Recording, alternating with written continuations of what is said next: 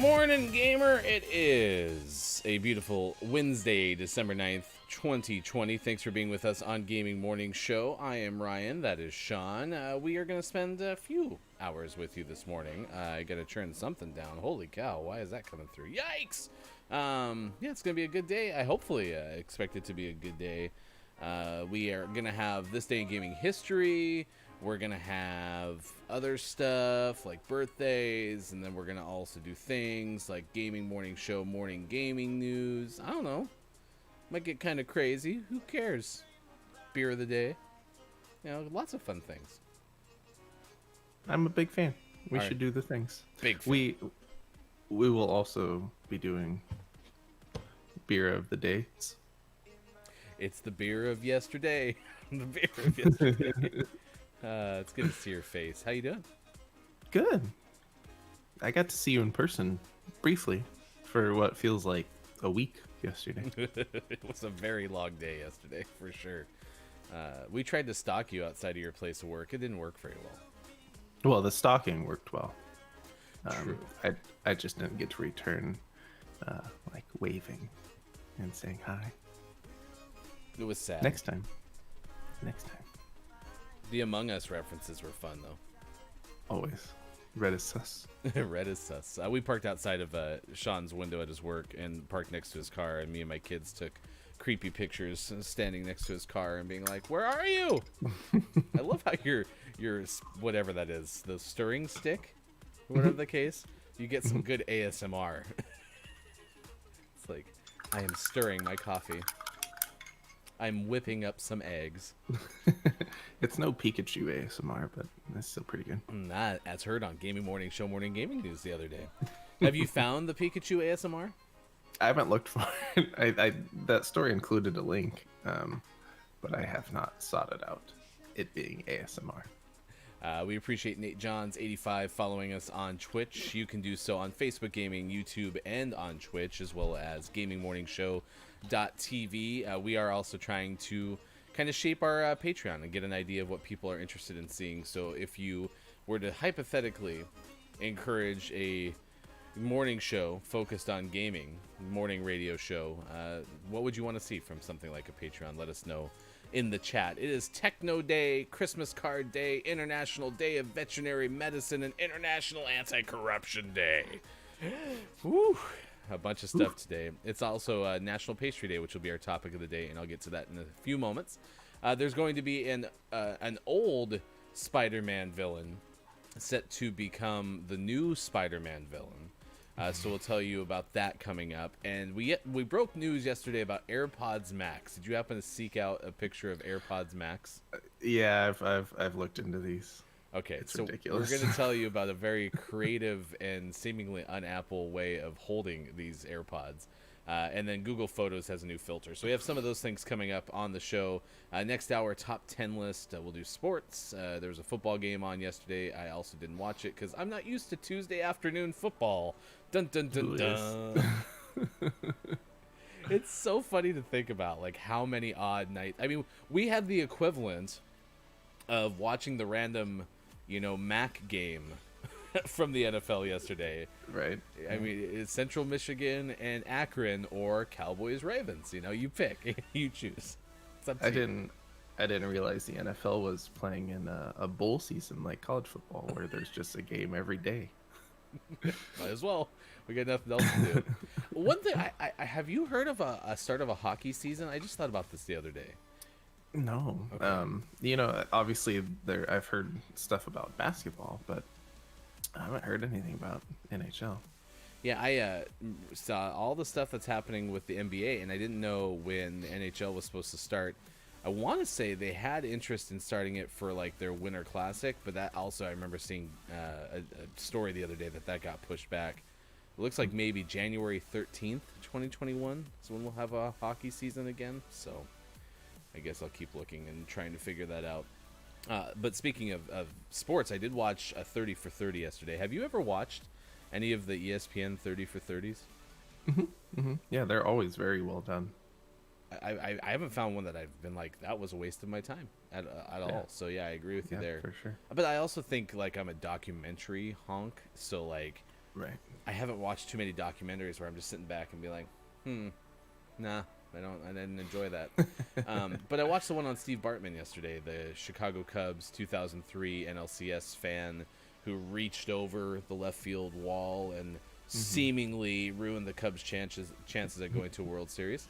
I didn't realize that he was so reclusive after that until the Cubs finally won the World Series, and then the Cubs sent him a World Series ring.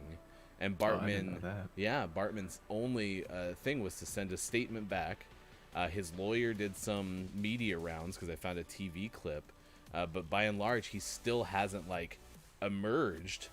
But what he did say in a statement when he got his World Series ring was something like, certainly emblematic for what the Cubs accomplished, but also hopefully this can help everyone understand how to treat people better. It's like, yeah. Because, I mean, he had to be escorted out of Wrigley Field and didn't show his face again for a decade. Well, it still hasn't shown his face. Like, how crazy is that because of a foul ball? Yeah, people are intense. Have you ever,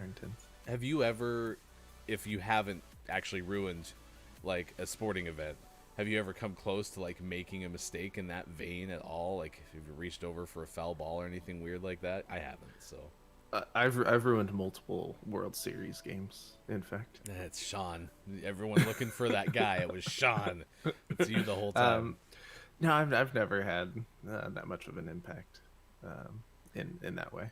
Yeah. Okay. All right. Well, yeah, I didn't mean World Series, but No, yeah, I can't. I don't have anything like that. Like the center fielder for the local minor league baseball team has never looked at you and been like, "What were you doing over the top of the wall?" No. I threw a shutout by I was pitching, obviously, and it's throwing the shutout.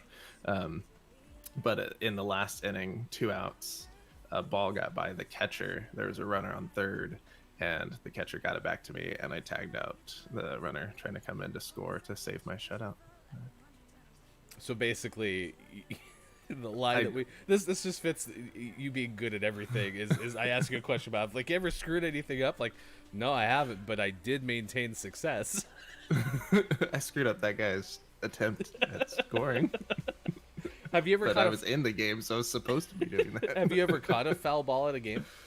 No, okay. I've always wanted to catch a foul ball at a game. Yeah, we've never we didn't catch it on the fly, but we did get one very close to us. We were able to pick it up in time, but we weren't able to get to it on the fly. So we have one from a local minor league game, which was fun. So nice. The closest, I mean, technically it was a foul ball at a game, but it was at my high school's softball game, and so there were 5 of us in the bleachers behind the backstop. And there was this short little pop-up foul ball right back to us, and I was sitting there with my friend, and it came right to us, and I just went, up. And he goes, "Thank you for that." You're welcome. I just saved your life. You're welcome. I was about to play a song on the stream because yesterday when you did come over for that brief moment, I was just trying to kind of hold on for the rest of the evening because I was in a bad mood. So I was playing "Never Gonna Give You Up" for the Rickroll song. And I just played it on endless loop and danced with our 4 kids and just tried to maintain my life. But I was about to play it. I was like, "Oh, you wanted to hear what I heard all night last night?" But I was like, "Oh, we can't do that because copyrights and stuff," which made me sad because that song is that song that probably nobody ever admits that they absolutely loved. But then every time it's on, people are like, "This song is so much fun." That's a good one. Never Gonna Give You Up, Sean. Never gonna give you up. Never gonna let you down. We'll see. We're gonna play Call of Duty Black Ops Cold War this morning. It is National Pastry Day, so it's 6:17 West Coast time. We're asking you, what is the best pastry? And this is an odd question to ask because pastry is kind of a broad category, but I don't know. I really am a fan of a Danish, a nice blueberry, blackberry Danish or something like that. Because I never liked cream-filled donuts. And I think that there's something about not knowing exactly when the cream begins. And so it's, or even jelly-filled. So you take a bite and sometimes it's oh, there's nothing in there. And then other times it's not fun. But like a Danish, you know, the fruit filling is kind of predictable because you can see it. For sure. Yeah, no, Danishes are tasty. I'm kind of. I don't know if I have a favorite pastry. Um, I am a fan of any pastry that has like a good flake to it. True. Yeah. Yeah, and that's the thing is like I like the thinness almost of a Danish. Like I like the fact that it's kind of I don't know, it's not like a super doughy pastry, like it's super thin, and then you can have like a good amount of like glaze, which, you know, clearly I'm a big fan of frosting, so Yeah. The topping to dough ratio needs to be on point. do re Oh, what are we mi doing? so la tito. What's this hard point? All right, I gotta work on something really quick. Make sure that I don't screw something up. Oh gosh. Okay, I'm gonna go here. Okay. Oh god, I'm gonna die.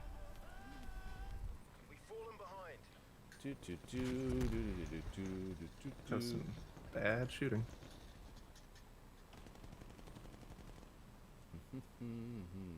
So we are using Discord for the first time, trying to bring Sean's video in, and it just dawned on me that, you know, I don't have you set up the other way. So, so I'm editing while hopefully don't get kicked for inactivity.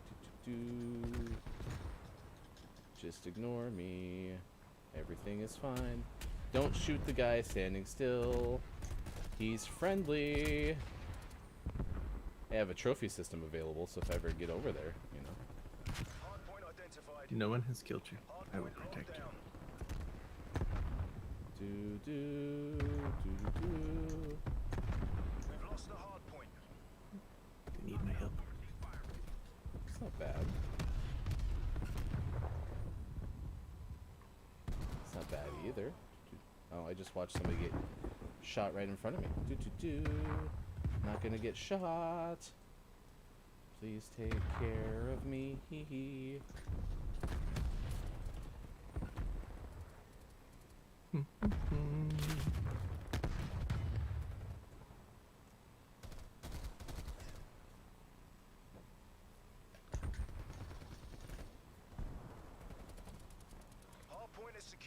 Nice work. So proud of you. All right, Do if I can. that should work. All right, running again. I'm on the hard point. All right, I'm gonna go like this, and you should be there. Now let's go. Okay, I'm running to the hard. Ah, no, no! Time out! It's busy. It's doing stuff. This looks like that's not on the map. Okay, there's the hard point. I did that wrong.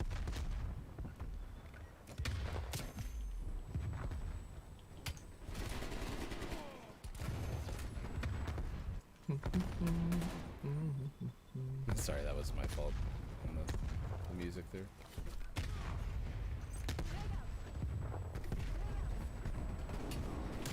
I almost saved your life. So imagine like Appreciate it. imagine like if you hadn't died by that point, like I was so close. It's the thought that counts, really. Oh,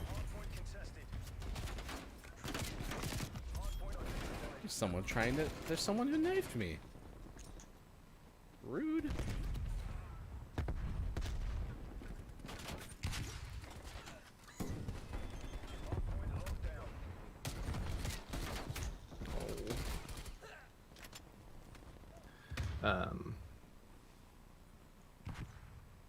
surprise hard.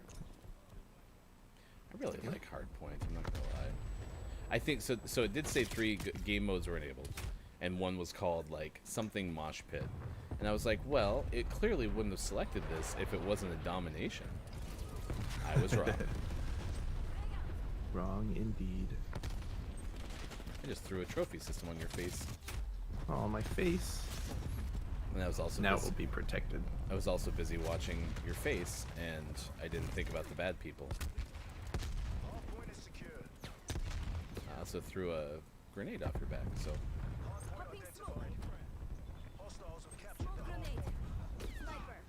Sniper? Good eye. Good eye, sniper. If you're gonna shoot me in my face.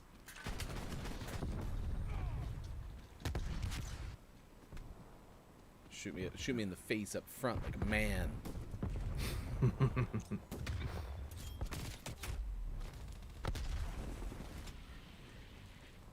where's this capture point? Over here. Oh, there's a guy waiting there. And I just kept running. Let him shoot. Yeah, shoot me. that's It's gonna be right in front of that's you. kind of the Barrels. Oh, no, kind he's of the not. vibe right now. Nope, he's back. I warned you. This isn't going well. Well, it didn't help that you guys didn't have a teammate because I was setting up camera angles forever. So But they're great camera angles, so maybe.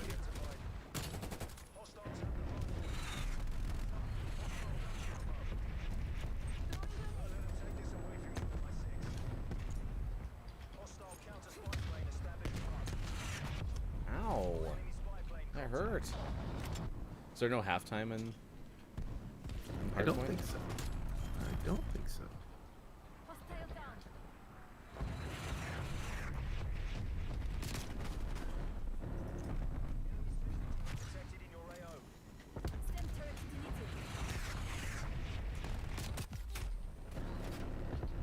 It's a lot of running to get right over there, right at the point of the hard point, and then die.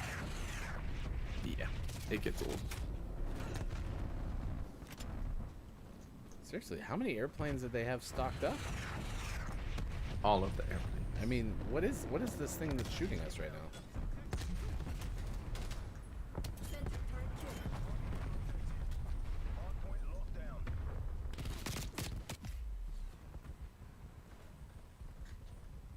Oh, Oh, now the hard point moved.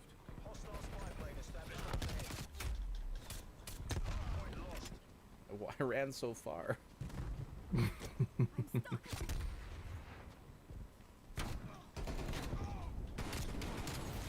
Thank for you for showing me where he mentioning was. Ooh, that guy just literally exploded. now you literally exploded. It was my grenade too. Like it got hung up on the bridge, and I was trying to time it, and I timed it poorly. Time it better. Okay, we'll just do that. I'm a helper. That guy just kind of zoomed right out of that door. Damn. Alright, stick around. We got Gaming Morning Show, Morning Gaming News coming up after this game. If you've never tuned in before, or if you have, I'll reiterate. I mean, you can have information too. We are a terrible. morning radio show that plays games. Again, it didn't help that I was busy. Okay, I was doing things. So, are you pretty, for what it's worth, I'm going to mess with some stuff while you're doing your news. Are you pretty happy with your camera position? Like, you have no reason to change it, right? So No, okay. I mean other than to mess with you, but that's just kind of my thing. Why are we friends? You know, this is like one of those horror or like thriller movies where like I'm like, I could have prevented this. I could have kept this from happening. Don't go in there. Nope, I decided to become your friend. So, all right, it is 6:27 West Coast time. Thanks for being with us on Gaming Morning Show, Facebook Gaming, Twitch, YouTube, and a Gaming Morning Show .tv. You can follow us on any of those platforms. We have this day in gaming history and birthdays coming up, so we'll do that here in a little bit. Who is going to play Doc Ock in the upcoming Tom Holland Spider-Man 3? We'll tell you that as well shortly. And if you've ever thought like, hey, I wish my headphones case could also be a sleeping mask, we will be able to tell you that as well. But right now, it is time to get informed. Information is needed. We head to the newsroom. Here's hashtag video game expert Sean. Good morning. Today is Wednesday, December 9th, 2020. This is your gaming morning. Let's run that back. Let's run that back. So you remember how I was like, oh, we're doing camera angle changes, right? And all that stuff. Mhm. Well, so theoretically, somebody on this side doesn't have that ready to go either, because I have to adjust the camera source for that. So, yeah, look, it's my coach. It's a big old whoops. All right, so let's pretend that didn't happen, and we're just gonna go.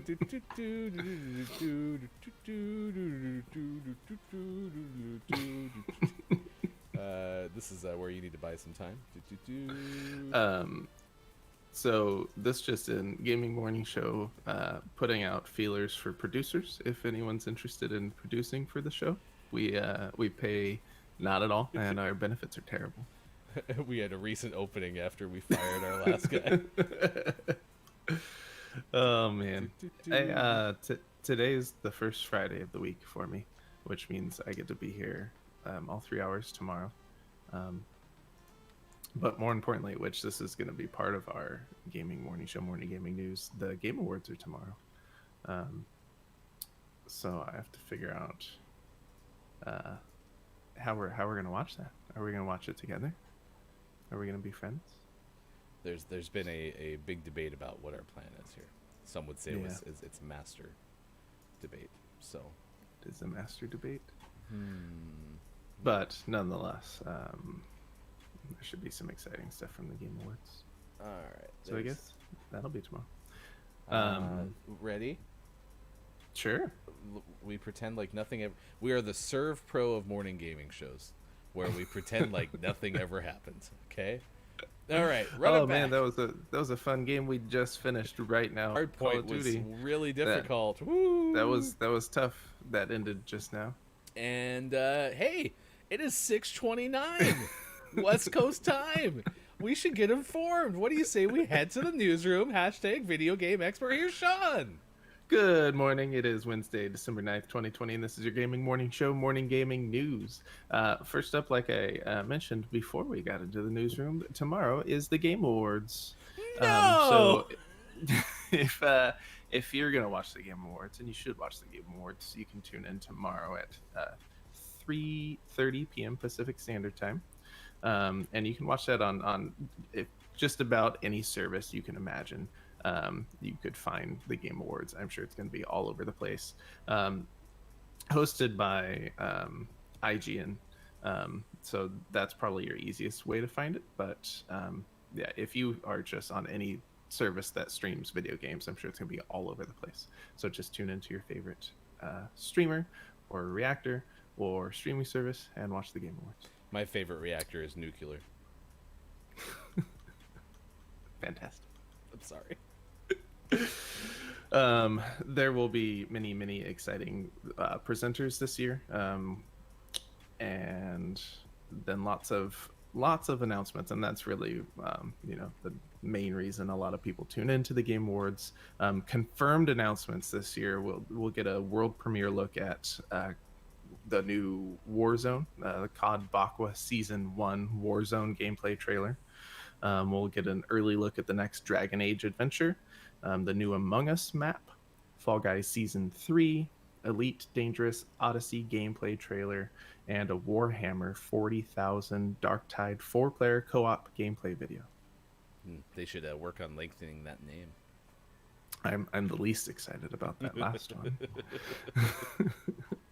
It being the end of 2020, everyone's been coming out with their best blank of the year.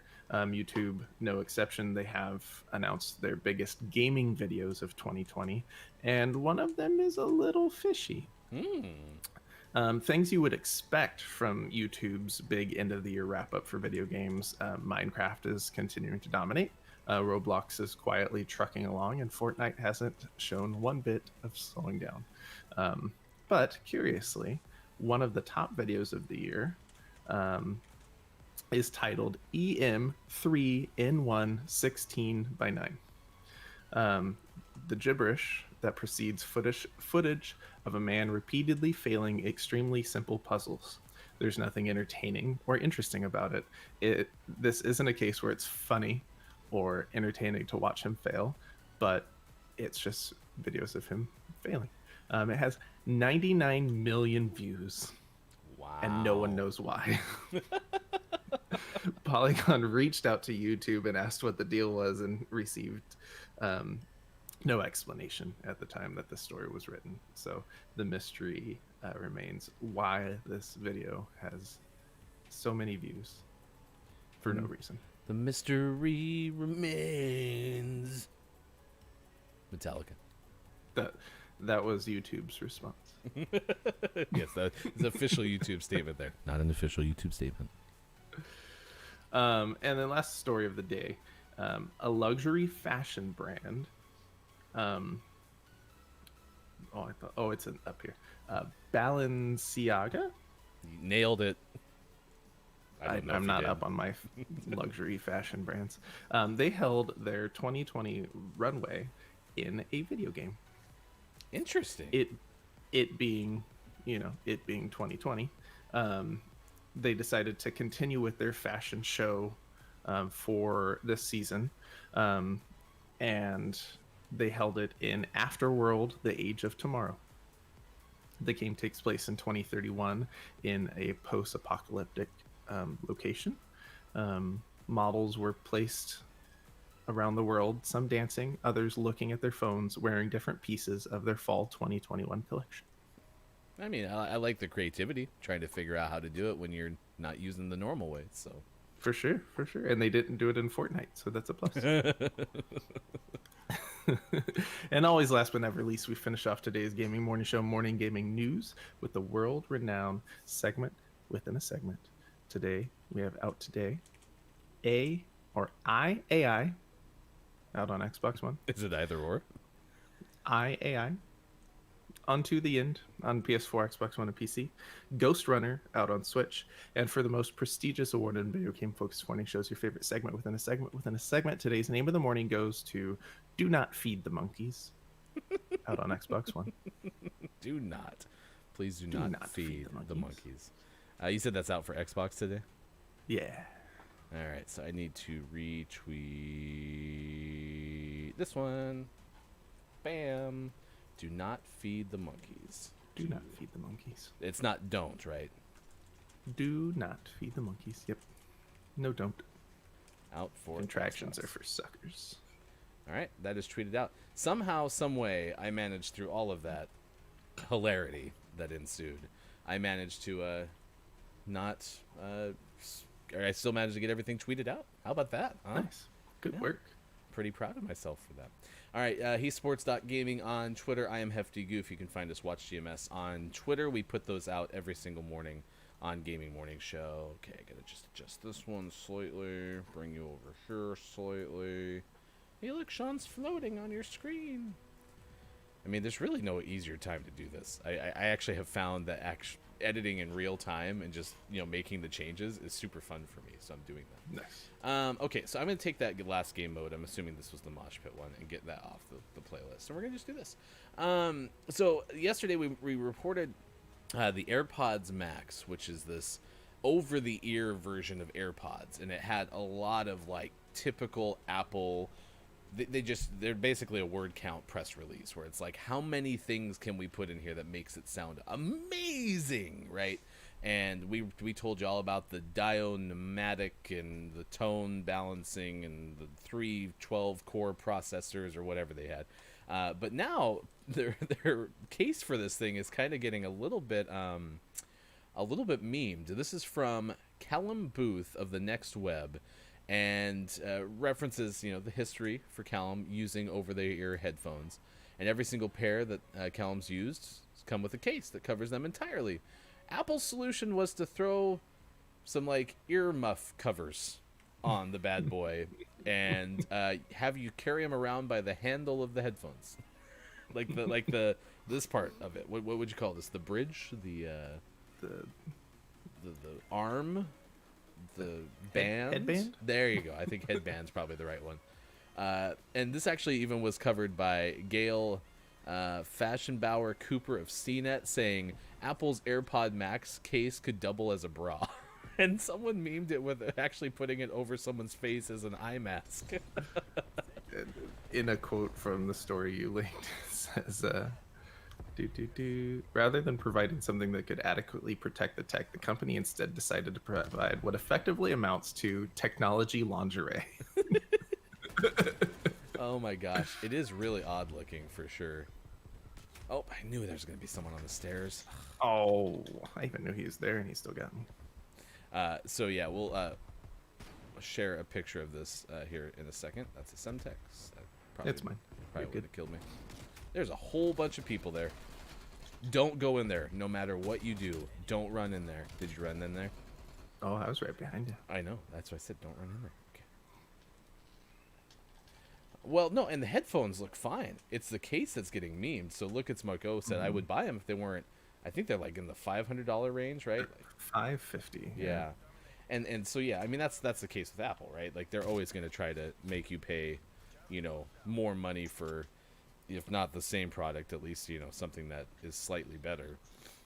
But yeah, he knew that's exactly there. But this case does not, like, if I've used like the Bose headphones, I've been fortunate enough to borrow some of those for like an airplane trip, and they have a case that covers the whole entire headphone, and it's not a behemoth case. It's not difficult to carry it around, but this kind of seems like something where Apple's like, we've made the headphone case better, and in reality, like, it's a bra. It's not a case at all.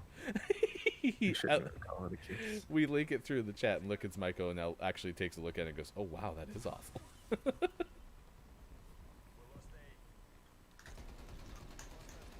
That was interesting. This guy was just shooting someone just standing there. Okay, I'm on B. Did you shoot the guy you're standing on? Huh? Yeah, I killed that guy. He was just standing there, right? I flashed him. Gotcha. Yeah, I threw a flash down there and got all three of them. There's someone on the stairs. Someone on the stairs! The call is coming from inside the house. Okay.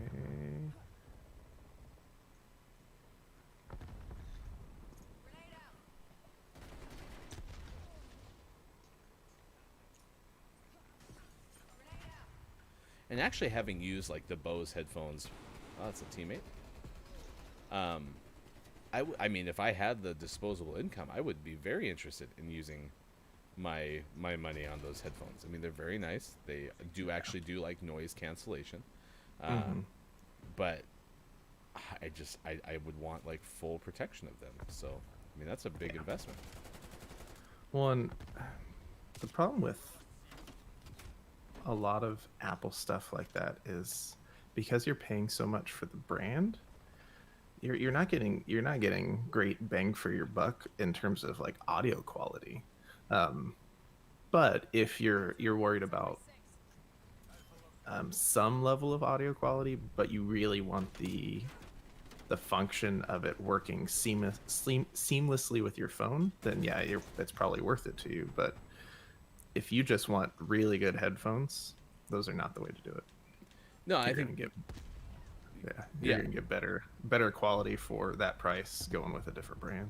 Yeah, I think you have a good point. Is one of the things that Apple's hallmark has been is making sure it just works. Yeah.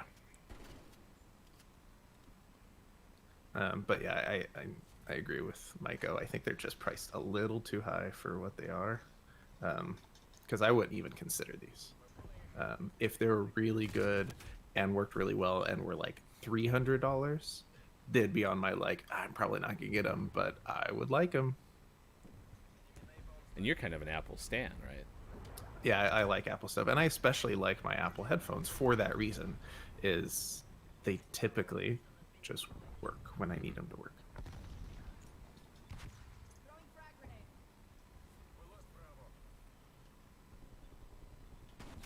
Oh, and I do remember a friend of the show, Hofbrew, saying that he had bought some knockoff AirPods, and I asked him one day, I was like, well, how are they doing? Because I also have knockoff AirPods.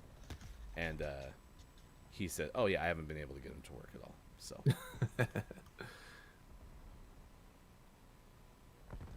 Why is the vibration on my controller back on? I've turned all that stuff off. That's a teammate. I'm here. Teammate.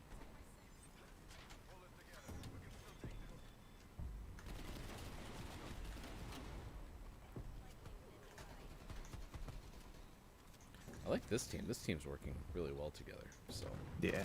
I like it. This is a close one. that case is awful. Yeah. Rather than providing something, they decided to provide lingerie, a soft material that barely covers the vital parts. It's so good. As much as I agree with the notion of it being lingerie, I actually like the sleeping mask look better. Sometimes your headphones just get tired, and when they're all tuckered out, you need to be able to make sure they get some restful sleep.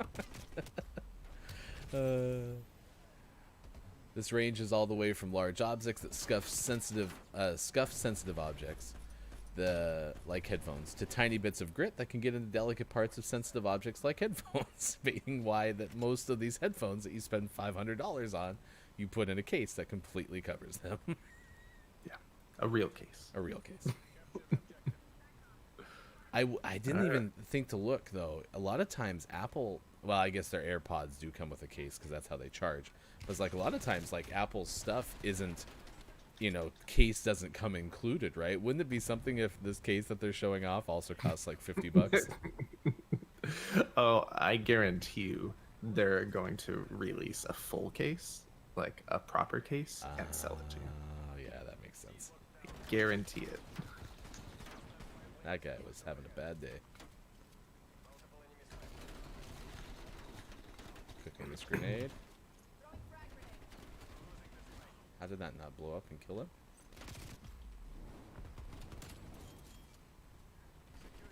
Oh, there's a whole nother alleyway. So I'm having this fight with this guy around the desk up above the B location. And I do this like jump shot and get him. I was like, oh yeah, I'm better. And I'm backing up and reloading and I'm exposed to their whole other side. Sucker. Alright, B should be a little bit more clear. So they have a trophy system. Ah. I think they learned something from us. Alright, we got birthdays and this day in gaming history coming. Okay, trophy systems down. Ours is out. We got 2 of them. I took both your kills. Oh, stairs, stairs, stairs. Oh, I just saw your death skull. Death skull. Death skull! Coming this fall. Alright, I put a napalm on their entrance to B, which should disrupt them a little bit if we can get them off of it. Okay, I'm just throwing grenades in there.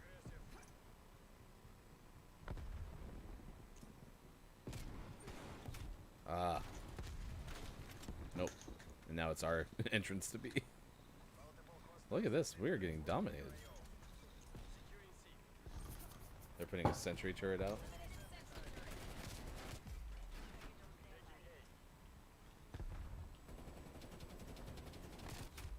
It got me.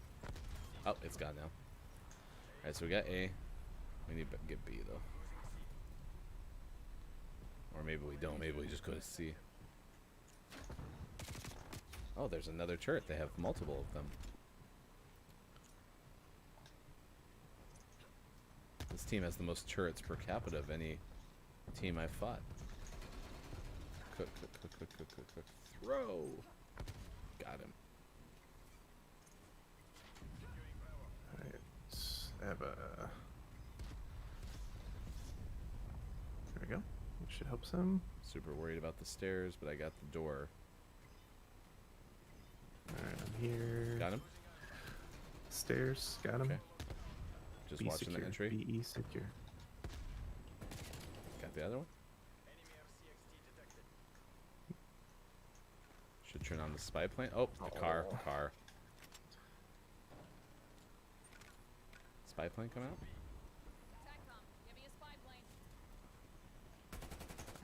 Can't jump through the window. Can't jump through the window.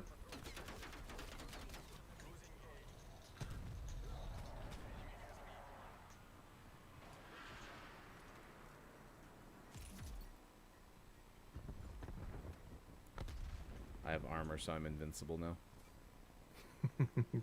Run in haphazardly. That's my ammo! Oh, I just killed myself with a grenade. I held it too long. Oh, what a waste of my armor. Got another frag kill.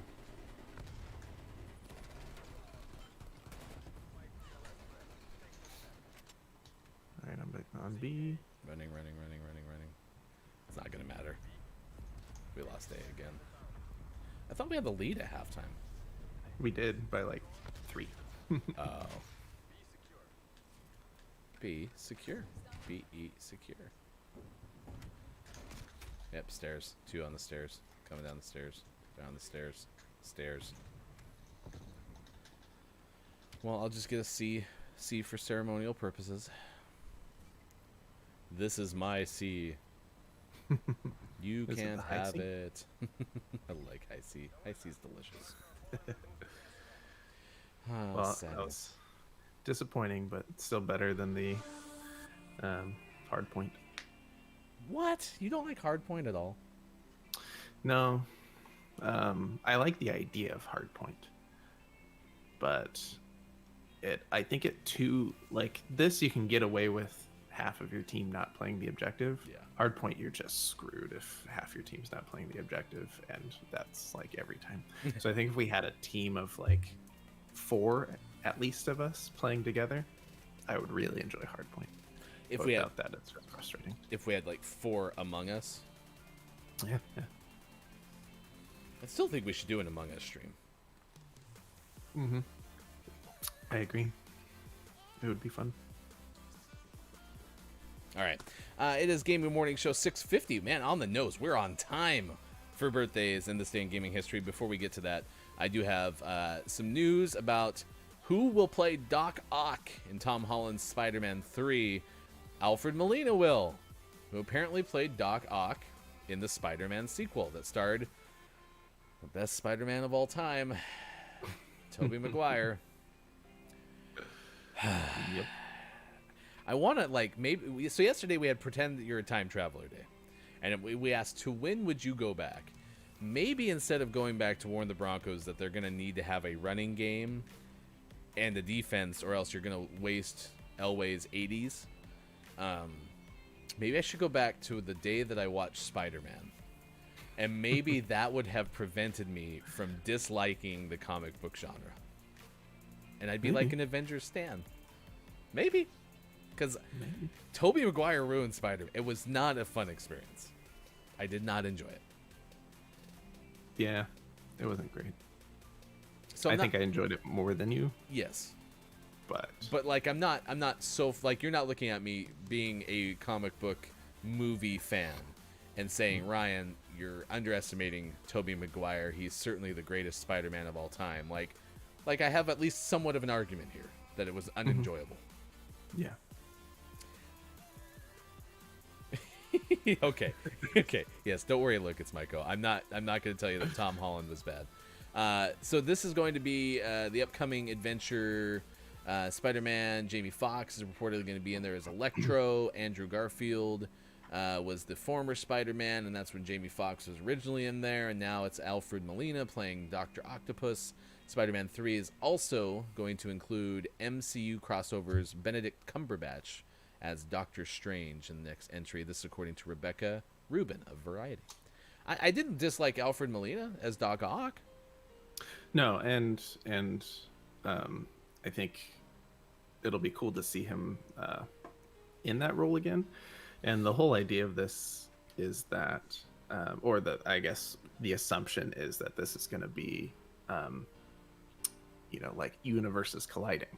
So he's not playing a new Doc Ock. He's playing that specific Doc Ock in that universe colliding with this universe, which is why we also have Jamie Foxx back as Electro.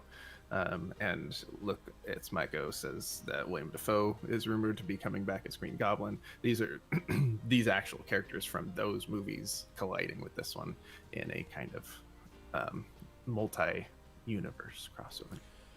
I'm happy he brought up William Dafoe, because I did like him. And the problem with me saying any of this is I have no like background in terms of I liked so-and-so because they stayed true to the way that Doc Ock should have been portrayed, right? Like, I don't know any of that stuff. I'm just saying that as I watched the movie, I looked at Alfred Molina playing Dr. Octopus, and I was like, he's pretty good at it. Like, I believe him.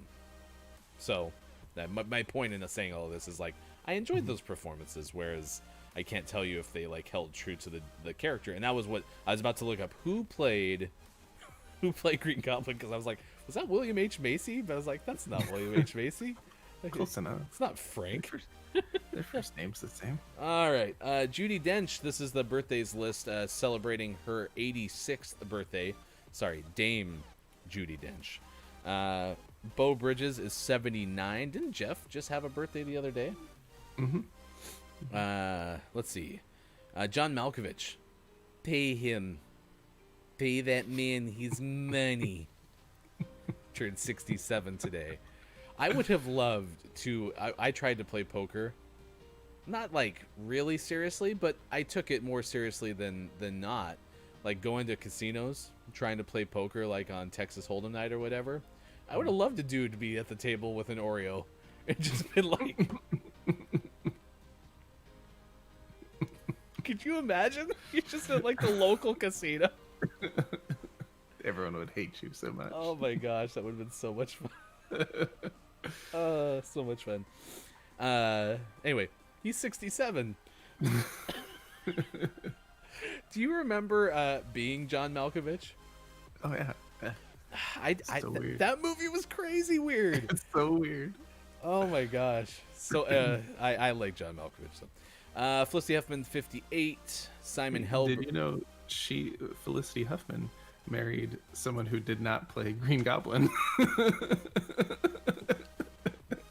I forgot she was married to William H. Macy. Oh, because she was part of the scandal, the college scandal. And so I was just like, oh yeah, she turned 58. That's a fun note. But yeah, she's married to William H. Macy.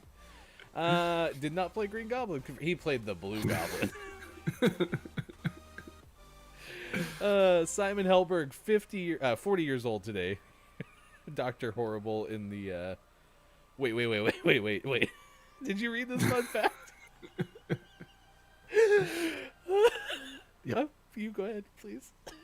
Yeah, he was in Dr. Horrible's sing-along blog as the villainous sidekick, Moist. His name's Moist? Yeah, and he just makes things moist. Who came up with that name? If you haven't watched Dr. Horrible's sing-along blog, you have to watch Dr. Horrible's sing-along blog. Did you say sing-along blog? Yeah. Is it a movie or is it the blog? It's a movie. Okay. But it's called Dr. Horrible's sing-along blog, and it's a musical with none other than Doogie Howser. Okay, so I actually think I knew what you were talking about because I want to say my original friend Carl told me about this. But wasn't also Neil Patrick Harris in like Lemony Snicket something or other? Yeah, something like that. That's not the same thing, right? No. This is fantastic. Makes things moist. Do you have to pay like $9.95 a minute, or no? Not that much. Okay. Oh my gosh, this is probably my favorite birthday segment of all time. Michaela Maroney, the former gold medalist gymnastics hero, turns 24. She was the one well known for Michaela Maroney is not impressed. That was that meme that went around.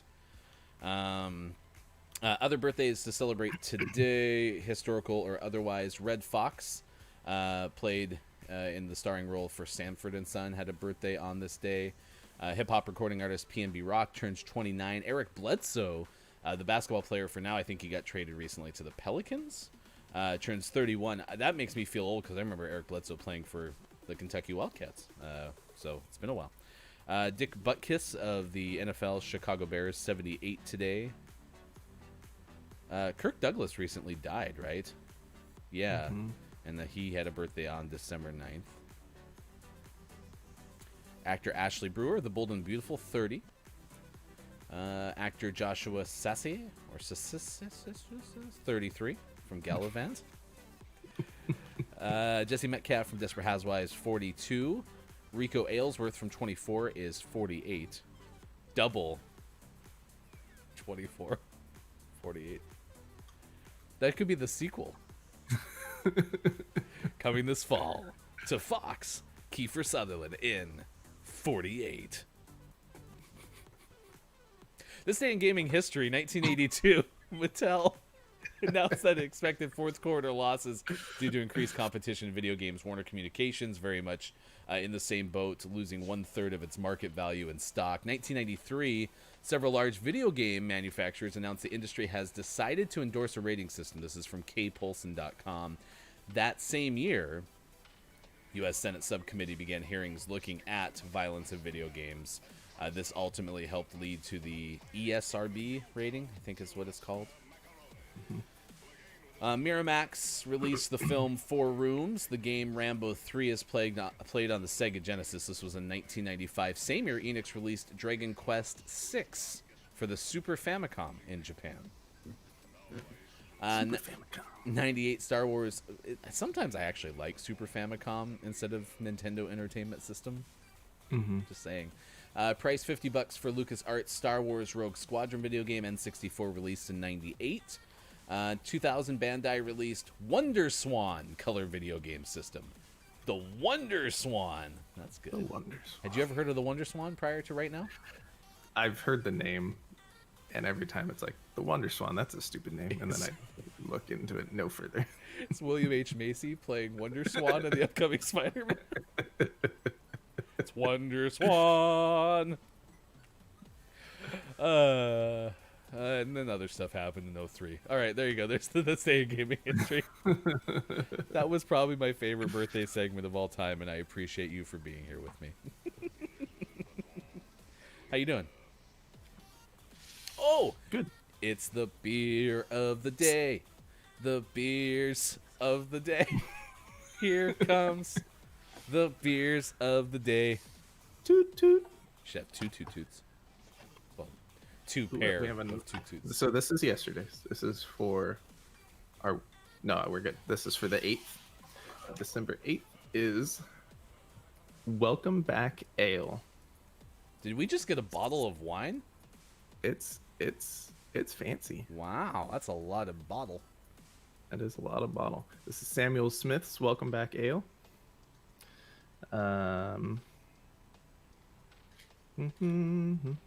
This seasonal beer is a limited edition brewed for the short days and long nights of winter. The full body resulting from fermentation in stone Yorkshire squares and the luxurious malt character, which will appeal to a broad range of drinkers, is balanced against whole dried fuggle and golden hops with nuances and complexities that should be contemplated before an open fire. What is fuggle?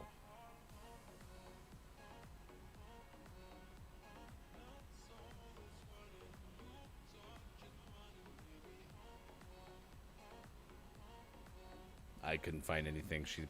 Siri's not working with me today. Fuggle. Yep. It's Welcome a Back hop. Ale. It's a hop. Makes sense. Welcome Back Ale is supporting the U.S. Bartenders Guild.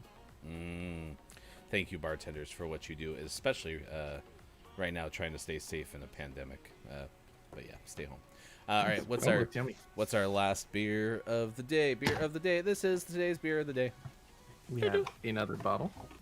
This one, Sierra Nevada, Northern Hemisphere, Wet Hop IPA. Ooh. Is it moist? It's so moist. Northern Hemisphere features hops from Yakima, Washington. Oh, there we go. Picked and shipped to our brewery within 24 hours to capture hop aroma and flavor when they're most profound. Northern Hemisphere is loaded with complex, earthy, green flavors and notes of rose, grapefruit, and pine. I'm excited. Don't we have like a week's worth of beer to drink, though? We have so much beer to drink. All right, that's from our beer advent calendar, courtesy of our friend Ron, who got it from Corvallis Brewing in Corvallis, Oregon. We're opening one on stream each day, not the beer itself, but the box. We'll get to the beer later on And at this point, maybe we'll just have a Game Awards beer drinking stream because we got a lot to do. Holy cow. We have a lot. All right, everyone, it's time to say goodbye to Sean. He has to go do amazing things like he always does. We'll miss you, though. I'll miss you too. Do you want me to stalk your workplace again? Yeah. Yeah, usually most of the day, if I can't say hi right away, I am a few minutes away from being able to do so, unless I have new patients. And you picked the like one new patient I had yesterday. But what you're saying is I just have to be patient. All right. Goodbye, doctor. Goodbye. Everyone wave goodbye to Sean. I am Ryan. I will take you the rest of the way on Gaming Morning Show. I think our buddy Look It's Mike O is going to stop by next hour and maybe hang out with us for the rest of the show. So we'll have that when we come back on Gaming Morning Show. We told you about the AirPods Max case looking like some lingerie. I'll tell you about the HDR filter coming to Google Photos. We might have some Santa-related news. Yeah, we got some stuff coming up on Gaming Morning Show, so stick around. Hour number 2 is coming your way soon. You can find us on Facebook Gaming, Twitch, YouTube, and at gamingmorningshow.tv. Back in a second!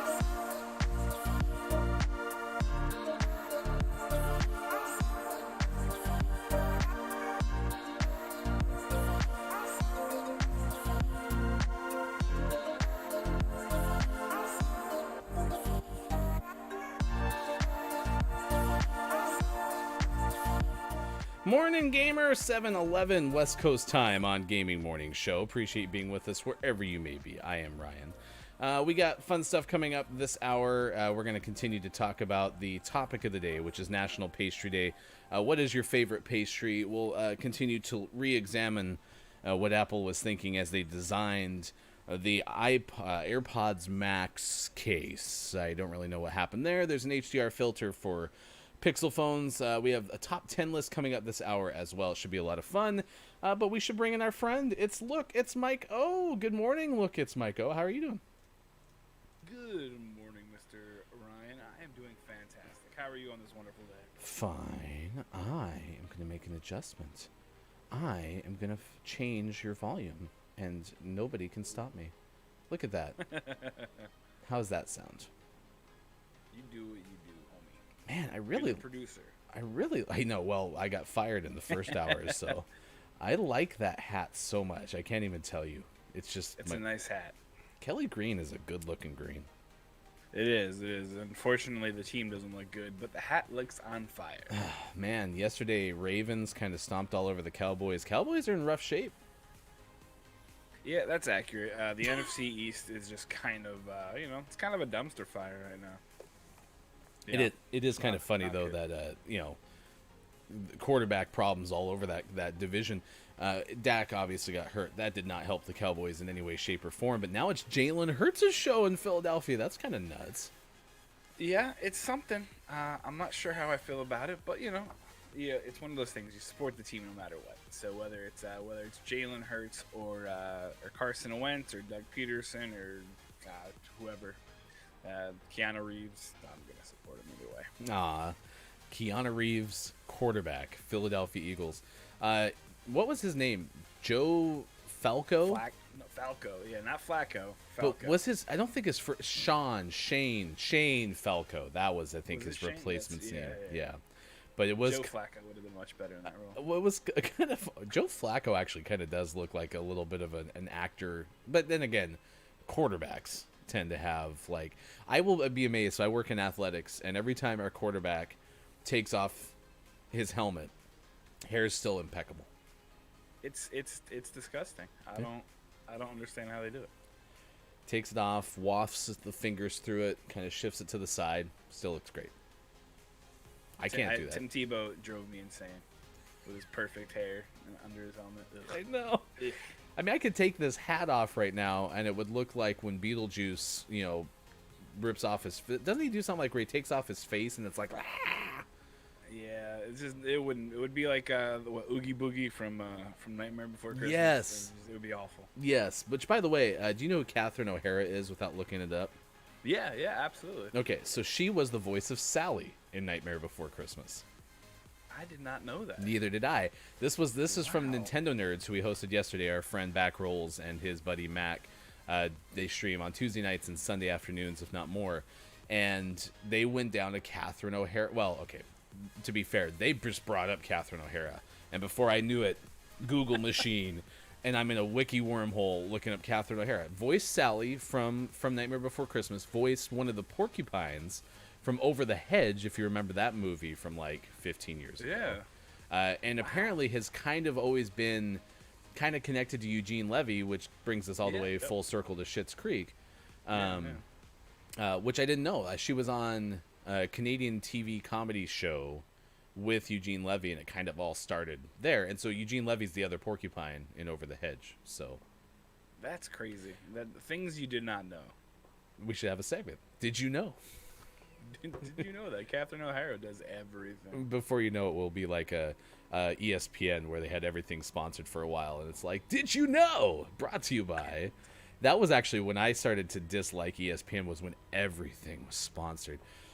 I remember listening to ESPN radio and getting so exhausted because there was no content. It was just constantly like, welcome into this show brought to you by this blah, blah, blah. You can get $15 off your car insurance by calling for 15 minutes, and we'll get your calls in on the Subway Fresh Take hotline. And it just was like exhausting. Great. All the reads that they had to do. And then there was like the Budweiser 6-pack of questions or something like. I couldn't take it anymore. There was so much sponsorship.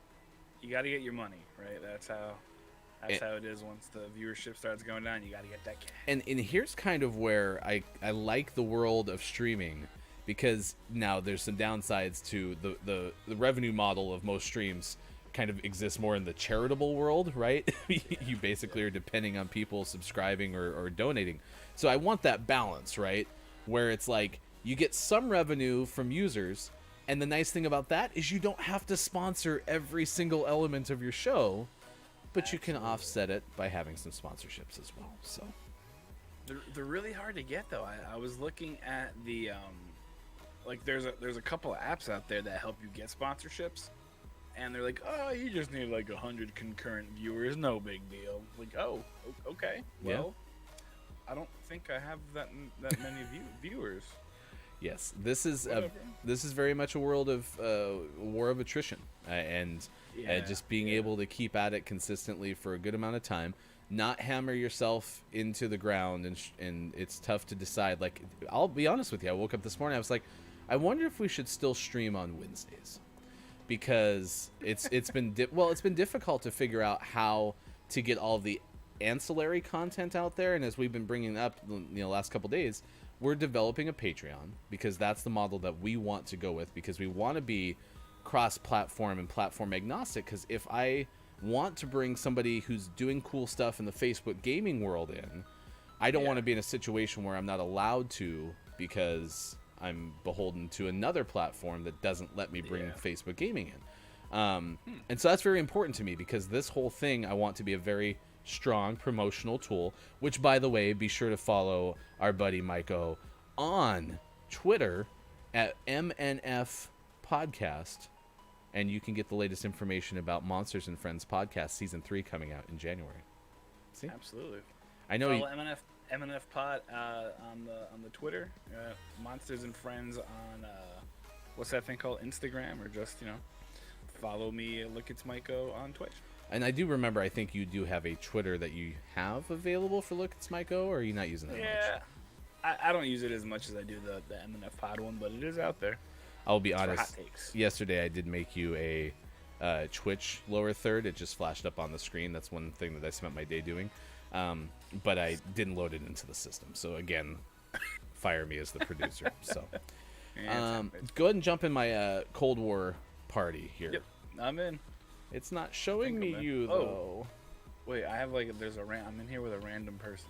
Okay, I'm gonna leave this party at Salty Little Beach. I don't know who that person is. We'll miss you though. Okay. Sorry, Salty. I don't know who you are. That was really awkward. Awkward. How did I end up here? I just saw 2 players in the party, so I assumed it was you. Hey, you're My bad. there. Okay. So we'll do a domination round. Coming up, we're going to have our top 10 pastries from around the world. It is National Pastry Day. We talked about it in the first hour. I'm going to go Danish as kind of like one of my top pastries out there. Do you have a preference? So this one's is kind of on the fringe, but I really like Pop-Tarts. Actual pastries though, croissants are my jam. Ooh, croissants are good. Like filled like chocolate croissants, or just a straight up croissant? I like a straight up croissant with some butter on it, but even better, Dunkin' Donuts, you should sponsor the show. Dunkin' Donuts has their croissant with egg, cheese, and sausage in the middle. So good. Yeah, So croissant sandwiches are pretty solid, so I kind of overlooked that as a pastry for that reason, as I kind of correlated it more with bread than pastry, True. right? But Fair like, enough. there's a place between my day job and my home. I have a longer commute of about an hour, and it sells croissant sandwiches, and I spend $7 on a croissant sandwich when it would cost me like $1.64 to make myself, because they are so good. So Yeah, my wife hates when I go places because I've strategically planned all my routes around which will take me the closest to Dunkin' Donuts.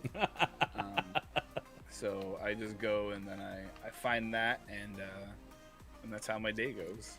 Then I'll go buy a coffee and a breakfast sandwich. Hofbrew, thanks for jumping in the chat. I didn't close the loop on that, so thank you for reminding me. So I brought up Wednesday just because I need to do the research to find when viewership is the lowest. I have an inkling that it's Wednesday, but I have no quantitative data, so I'm going to look into that under the show, because even if we did an hour in the morning or something like that, and then I spent the other 2 hours doing ancillary stuff, because we haven't had interviews on the show now for this our third week, and part of the reason is I just haven't done as much outreach because things have been more chaotic lately. As far as defining a pastry Hofbrew, I'm just going to kind of give you free reign, which I know is probably annoying because you're like, I want a specific definition, and I don't have that for you. But if you tell me something and then I'm like, oh yeah, no, that's probably not a pastry, then that would work too. So, would you define a Pop-Tart as a pastry? Absolutely, it's a toaster pastry. It's in the name. Fair enough. Fair enough. I mean, it's Kellogg's marketing, or whoever makes them. I think it's Kellogg. Do you enjoy the Pop-Tarts? I love Pop-Tarts. I love brown sugar frosted Pop-Tarts. There we go. Okay. Yes. I'm a cherry guy. Cherry with cherry frosting. Cherry is really good too. When's the last time you had an unfrosted Pop-Tart? Actually, funny you should ask. About 2 weeks ago, and that's only because I bought one and I wasn't paying attention, and it was an unfrosted strawberry one, and I was very upset when I got to the car. I remember the rule in my house growing up was we're never allowed to have the frosted Pop-Tarts. And so I think what that definitely did was make me want to have the frosted Pop-Tarts all the time. Did you have other like weird rules kind of going? Oh, I think my controller's about to die. Going off that, do you like? I couldn't have brown soda. Oh, that's an interesting one. Clear soda, which now as an adult, I realize that it doesn't really matter. And the clear was probably worse for me than the brown. But my mom's rule is no brown soda. And that's a very specific rule. We had one going back to cereal, which was we could not have boxes of cereal that cost more than $4. That's fair. That's a I mean, it didn't matter if it was the healthiest of cereal for us. If it was priced over $4, it was not going into the cart. So that was definitely one. Oh, I just died. That's when you have to just, like put it in there and then hope that your parents don't notice until like you get home. And you're like, oh man, I don't know how that got in there, Mom. Sorry. I definitely didn't want that $4 box of Cocoa Puffs. That's a teammate. Yeah, I mean, Cocoa Puffs are definitely underrated. Did Hofbrew ever tell us what his favorite pastry was? Hofbrew's got a tough morning. He's always running around doing stuff, yeah, so gotcha. he's one of those pop in, pop out. He is asking you though about what about red soda? Was red soda off the? What, red soda? Yeah, like could you have Code Red? Well, I mean, this was. I don't think Code Red existed at this point. But yeah, no, I don't think there was any rules against red soda because that was not yet on the docket. If you're just joining us, Gaming Morning Show, we are a morning FM radio show. Imagine like your former Z100s, you're listening, and it's, Bill and Ted in the morning or something like that. That's kind of what we try to replicate here, but we do play games instead of music. We are asking you, National Pastry Day, what is the best pastry? Of course. Oh, that guy has my corner. Of course, this is objectively the best pastry. So, I'm just kidding. It's completely subjective. So we have that. We have coming up our list of the day. We're going to give you the top pastries from around the world. And you can find us on Facebook Gaming, Twitch, YouTube, and at gamingmorningshow.tv. We're playing this morning with Look, It's Mike O from the very popular twitch.tv. Look, It's Mike O. You might know me from such content as getting shot in the face right there on B. Ooh, Birdman's bringing in apple fritters. Oh, they are the best donut for sure. I have this saying, and it goes, in the land of donut, fritter is king. And that's a good saying. I'll take it. And absolutely, Hofbrew. Going back to, talking about this idea of what is a pastry. In this context, I think a donut's still a pastry, right? Like, at the end of the day, it's pastry, or is it so on its own that it's not? I think it's not technically considered a pastry, but I mean, I'm not gonna fight with it. Either way, put that thing in my mouth. I love it. Yes, and so apple fritters are technically fritters, right? They're not a donut, but they seem more donut-y than anything else, Yeah. right? So, yeah. No, it is National Pastry Day, and here's one other way that you could try to figure this out: is there a national day of the day for donuts? And yes, we have had a National Donut Day before, so maybe in that Yeah, we context, we can eliminate donuts. Give the donuts its own day. Well, I mean, donuts is a very specific thing to have, so it definitely deserves its own day as opposed to kind of lumping it in there. So I will give you your top 10 donuts, or pastries rather, from around the world coming up after this game. Birdman, how are you doing? We are good. Birdman's asking, "What's up, guys?" This is kind of the thing we're going to tell you about. What's up, bird? We're going to tell you about an abomination of a case, as it was written by thenextweb.com for the AirPods Max, and we'll actually have Maiko's ability to tell us his thoughts on it, because he was able to chat about it in the first hour. So It's very bad. it's very bad. It's not good. Who signed off on that? Somebody went to college for at least 4 years to get a job at Apple in order to make that stuff, and have somebody be like, "Yeah, this is a great idea."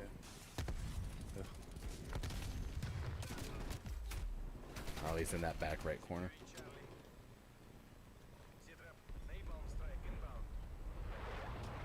Oh, there's a. Let's see, I threw it in the wrong spot. Yeah, I think. I was about to say, I think we're clear. We're not clear. Not okay. That's like when you pull out of the driveway. Is like, is it clear? Yeah, absolutely. And you start to roll out. Smash. No, it's not clear. Ah! Define clear. You have older kids, I think, right? I do. So I have a 9 and 5-year-old, and they like to be involved. And so we got to the point where we'd get to an intersection, and one of my kids, I think it was the youngest, I think it was the younger one, 5-year-old, would be like, "It's clear." Dude, you have no concept of if it's clear yet. No. Do you know what I'm looking for? I'm not going to trust your opinion on this one. Like, I appreciate you, bud, but I love you a lot. However, oh gosh, there's escalators. Holy cow! you told me it was clear, and there was a garbage truck there. So we have a problem. But it was a slow-moving garbage truck. Ooh, coming behind us in the A or B, wherever this is. The Where spots. am I? All right, I got the trophy down again, so we still have a little protection. This guy set up a turret. Ooh. I really enjoy when I get the random proximon kills. Makes me happy. This is how it's us playing Warzone. As soon as anyone says that it's clear and no one else is there, bam, everyone dies. Yeah, it definitely is that COD timing aspect. But I mean, it happens in Apex too. It just seems like it happens more often in COD, where all of a sudden you just turn a corner, you're like, there was no one there, and then you turn around and it's like, oh, yep, there definitely There's is someone 5 here. people. Yep. Oh no, my trophy system's gonna easily be blown up now. Yeah, that's-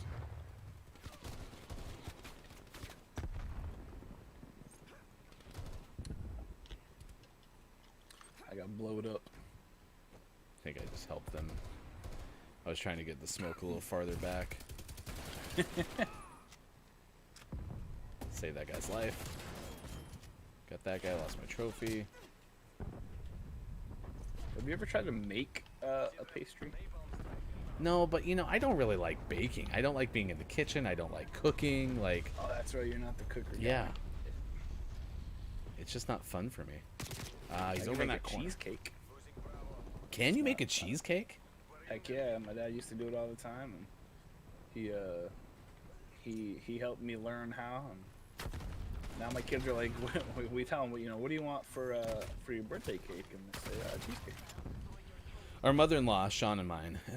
Sean's our co-host that's usually here in the 6 o'clock hour. she makes excellent cheesecakes to the point where like she's not willing to share the recipe with other people. Like it's that big of a thing.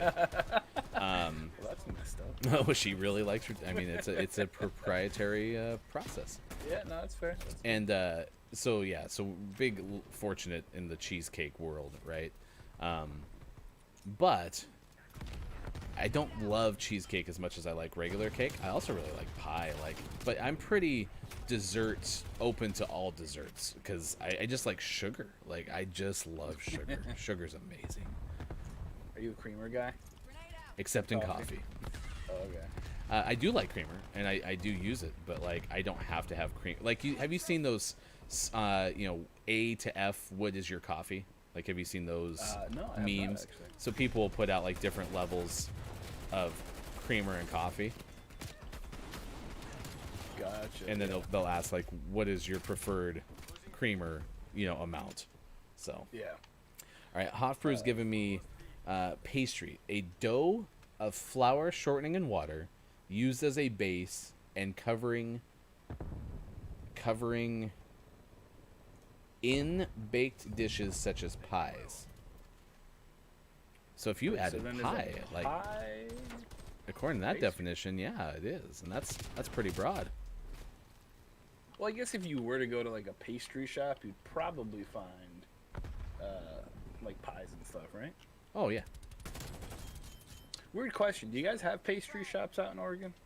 Or like, and I don't count like Voodoo Donuts or those like specialty knockoff places, but do you have like legit pastry places? I mean, we have bakeries, and so I don't know that kind of yeah. is case in point for this discussion, right? Like what entails, because we have lots of places that make lots of delicious things that I like to eat with my mouth, and so who am I to say that it's a bakery is not a pastry place? Is there more of a defined thing in the Midwest? Well, so for me, it would be an East Coast thing, right? It wouldn't be really a Midwest thing, because New York, New Jersey, you find a lot of like, butchers and delis and pastry shops, and you have stuff like that. Not exactly the, not exactly just a bakery, but they're very, very specific.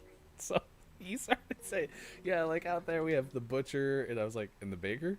And the candlestick maker? Yeah, they're there. As well, There's the origin of the nursery rhyme. It comes from Look It's Myco in the East Coast. It is 7:33 West Coast time and 10:33 on the East. You're watching Gaming Morning Show on Facebook Gaming, Twitch, YouTube, and at gamingmorningshow.tv. SaintHonorBakery.com, a link that Hofbrew just put in the chat. Is that an Oregon one? Says bakery right in the name, but ... Birdman saying cherry or key lime pie or blackberry pie. Now, I couldn't answer your pastry question, but I can tell you that we do have, especially in the mid-Willamette Valley where I live, we do have a good amount of like pie shops, right? Like specifically, I think one's like Willamette Valley Pies, so pies in the name, right? But I don't know, every place that I've gone in where I can get like a Danish, which was my choice of pastry, also sells donuts and also sells cookies, right? So I don't know where that fine line is. You have places that might be specifically like pastries in the East. Wow. In New York, New Jersey area, I thought I saw Nate Johns pop in here at one point.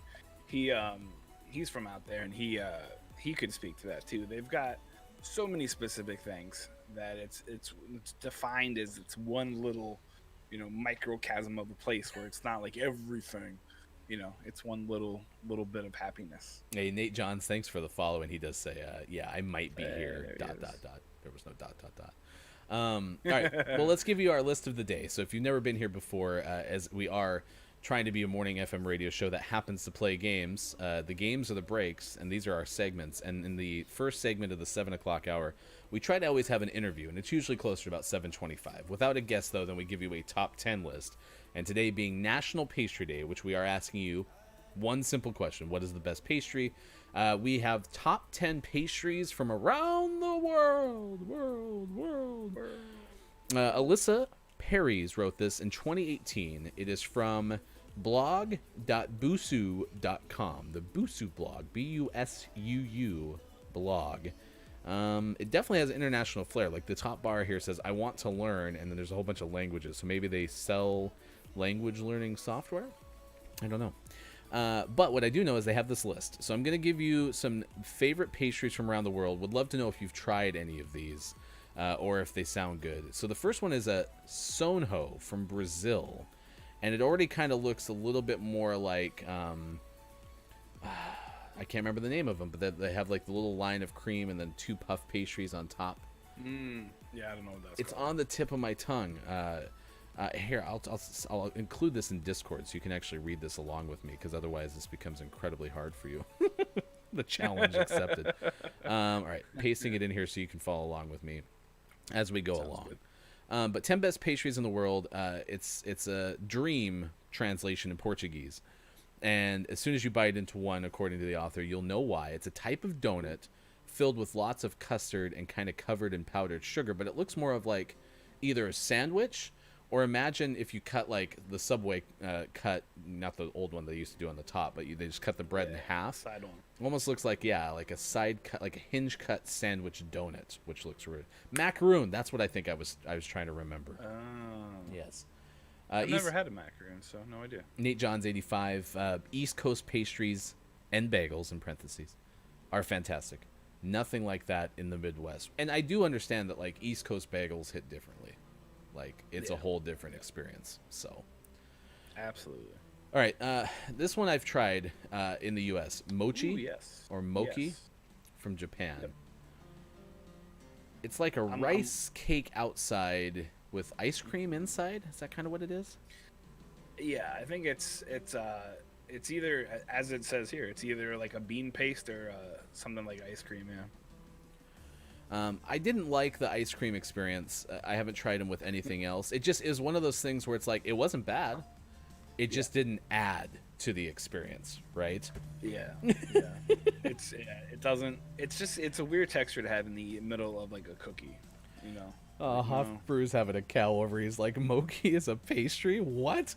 Let's see. A dough of flour, shortening, and water. This probably isn't made with shortening, I don't imagine, right?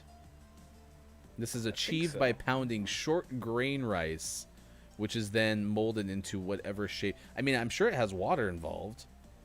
So, yeah. Hey, Later, thanks for hanging out, Birdman. I appreciate it. We're very liberal with our definition of the pastry for this list, I guess. Well, and that's the thing is like Hofbrew tried to give me an opportunity to create some parameters here, and this is the hard one. It's hard to figure out what a pastry is per se. This one is number 3 on the list. It's from Germany, and it's the Mandelhonchen. Did I get close at all? Yeah, sure. We'll go with that. All right. Mandel, I don't know. Horn. Is the dots over the O like a noise, or? I mean, I see that most associated with like Uber, so I just threw it into the chat because I'm not gonna have a chance. This is an almond horn, mainly made with marzipan, almonds, and chocolate. You can find them in most German bakeries, and they are just as good for breakfast as they are for an afternoon snack. They kind of, in this picture, have like the tips. Imagine a U-shaped tips are dipped in chocolate. Kind of reminds me of like a take on biscotti. It's just not hard. Yeah. So. Yeah. Fengli Su in China is number 4 on this list. Round or rectangular delicacies, usually a crumbly short crust pastry filled with pineapple jam. That actually sounds delightful. Do you like pineapple? In some things, I don't like it in its own form, but like mixed with stuff, yeah, we'll take it. Look, it's Michael likes pineapple on pizza. He just said it. You heard it. Whoa, those are fighting words. No, I actually like pineapple on pizza, so we can go head to toe on that one. All right, we'll go. I just said head to toe. I meant toe to toe. You know, it's all good. We'll just lay down head to toe. It's fine. It sounds like a bit like a Family Guy. Like, I'm gonna fight you head to toe, and then they like line up that way and kicks him in the face. Just lay down. All right, here you go. This one might get Hofbrew upset as well. Cannoli. Is cannoli a pastry? I mean, that's probably like almost a perfect example of a pastry, right? Yeah, absolutely. I meant because okay, so when you were describing like the pastry shops in the East, right? Yeah, I oh, yeah. watch Buddy versus Duff, and Buddy's shop is in New Jersey, right? Yeah. And so I think I remember specifically bringing up cannoli, but it's little tubes, crunchy Sicilian pastries filled with sweet and creamy ricotta. It's amazing. Oh, amazing. It's, oof. Yeah. Now I kind of want to go home. I want to go back to New Jersey because that you can't get like really quality cannolis outside of like northern New Jersey and New York City. I will fight anyone that thinks you can get them anywhere else. My PlayStation's having some trouble. Uh-oh. I'm going to do a restart. I'm getting like some weird issues with my monitor here. Okay, so cannoli's number 5 on this list from Italy. Jalebi from India is on this list. Okay. Indian snacks made by deep frying flour batter in circular shapes and then soaking them in sugar syrup. That sounds also amazing. It's basically a funnel cake, it looks like. Yeah, that kind of looks like what that is. Yeah. Can be served hot or cold, great, and they're fun to make at home as well. Pastilla or pastilla, that's probably the former. Pastillo, yeah, sure. This is out of Russia. Traditional Russian sweets made with baked apple, honey, and egg white. You can also find them in other flavors like vanilla or cranberry. Kind of looks more like a cake to me. It looks very much like a cake. Wow. No, I mean, whatever it is, it looks pretty delicious. All right, this one Siri's going to have to help me with. All right, you ready, Siri?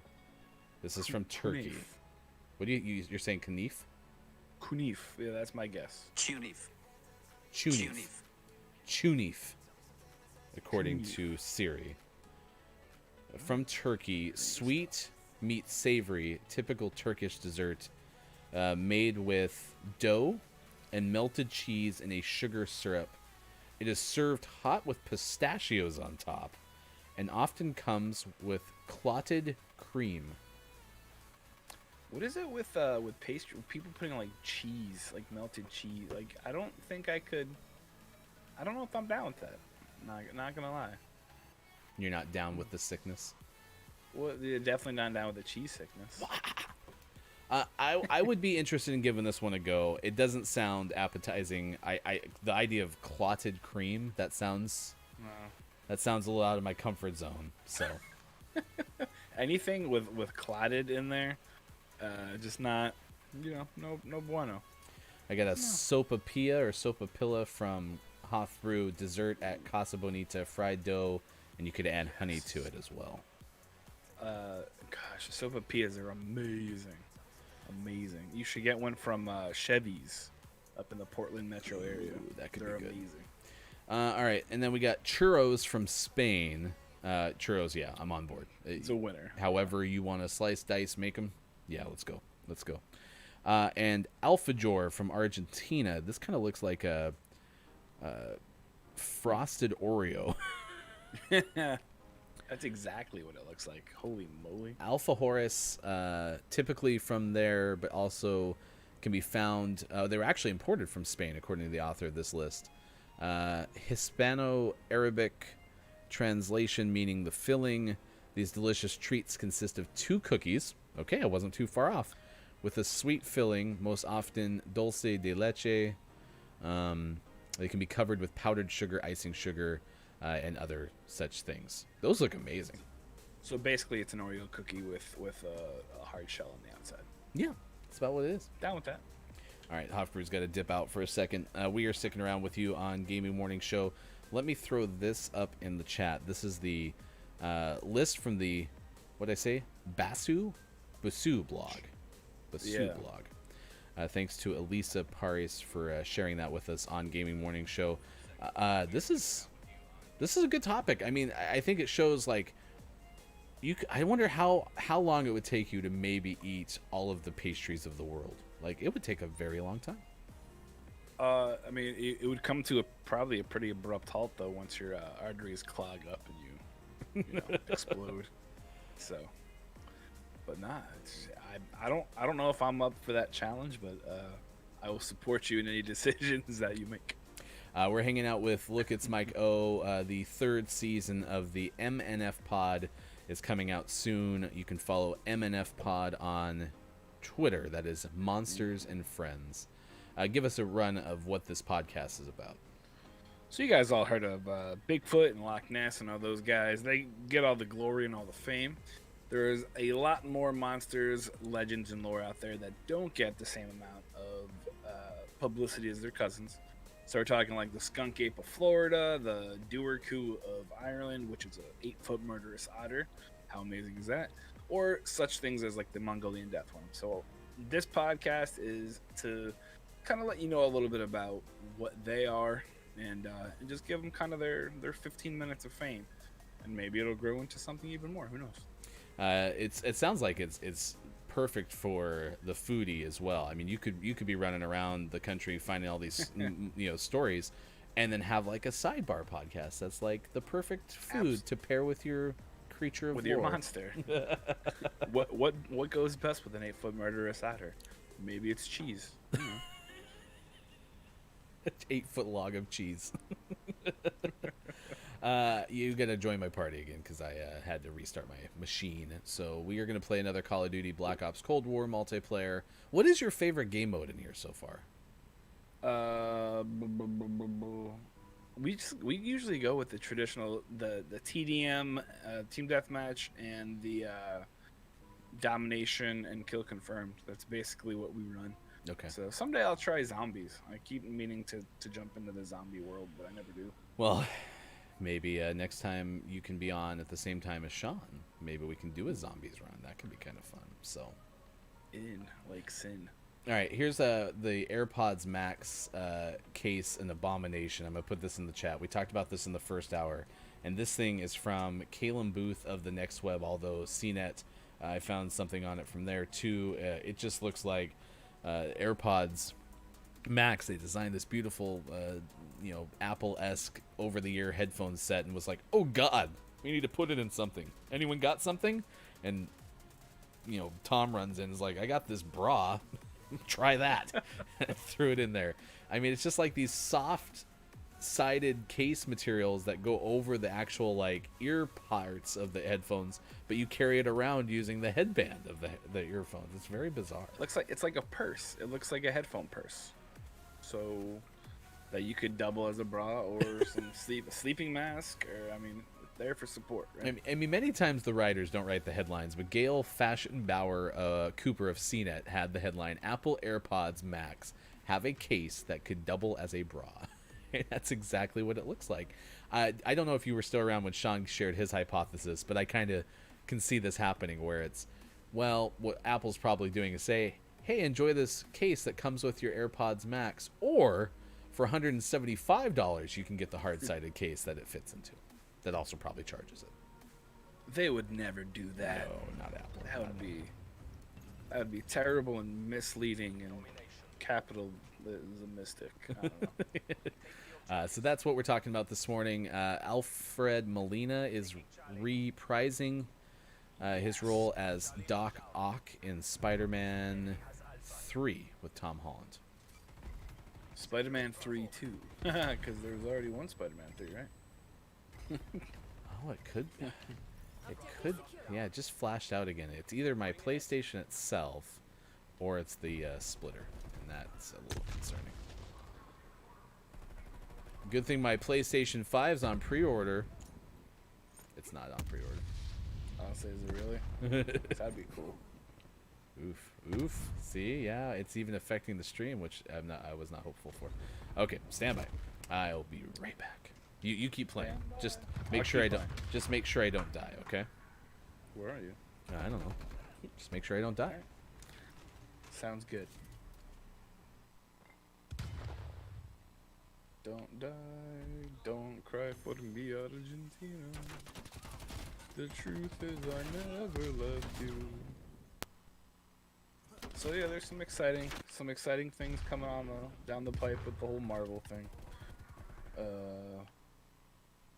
Unlike Ryan, I am a very large Marvel fan. I love me some Marvel, and I am incredibly excited that Mr. Molina is coming back as Doc Ock, and I'm hopeful that Willem Dafoe will return as the Green Goblin. You mean William H. Macy?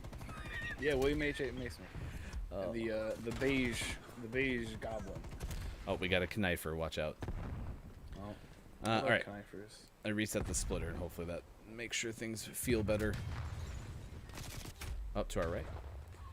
There's a dude down this left hallway over here. Now, did William I mark Dafoe it? get killed? I can't remember. Did the Green Yes. Goblin? Okay, he actually did die in that Spider-Man. And we've way past the spoiler part of this whole mess. So it was like 80 years ago. So if you have a problem with it, I'm sorry. But yeah, he died, and that's when James Franco or DeFranco or the whoever he took up the mantle, so to speak. Yeah, it's important to let you know that this show will always have many spoilers, even for new stuff, because there's no way I can protect it. I'm gonna fail. I can't tell you there's a no spoilers rule on this podcast or this show, because if I do, I will completely screw it up. So, man, I don't know what's the other team doing. You know, they're doing their thing. I'm gonna go Which is get. nothing. I'm gonna go get A just for the spiciness of it. We're losing B, so there's that. It was just Oh, there. and C. Scorpion King. Dwayne The Rock Johnson was just on C. That's incredible. I think that person was very upset that I tried to get A. It's not having it. Oh, you're shooting me. Hey, we killed each other. That was crazy. Yeah, unlike you, I'm a very large Marvel fan. I've been a Marvel fan since I was a kid. I used to collect the comic books and the Marvel cards. So I had a whole ton of stuff. And where did you come from? So yeah, I'm super geeked that Mr. Molina is back.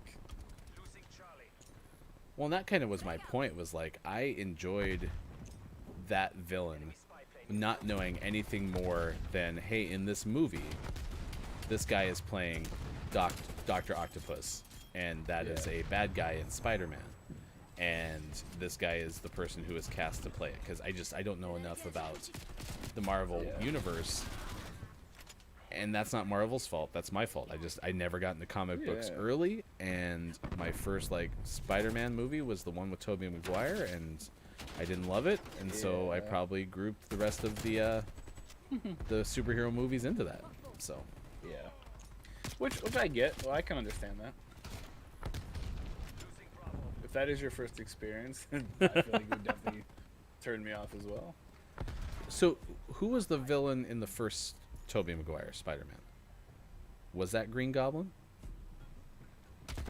I think there was two. I think Sandman was one of them. And I believe that if Nate Johns is listening, he's gonna be yelling at me right now because I can't remember. But yeah, I feel like Sandman was in there, and I think it was Green Goblin. Oh, maybe it was Green Goblin. I know the third one there was what? It was Venom, wasn't it?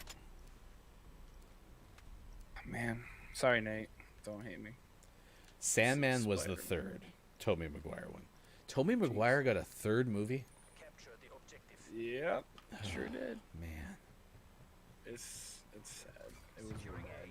Well, and I have a feeling, so our friend Claire Witchbaby, who's a really awesome Sims streamer, uses Tobey Maguire as most of her holding screens, stream starting screen, be right back screen, that kind of stuff.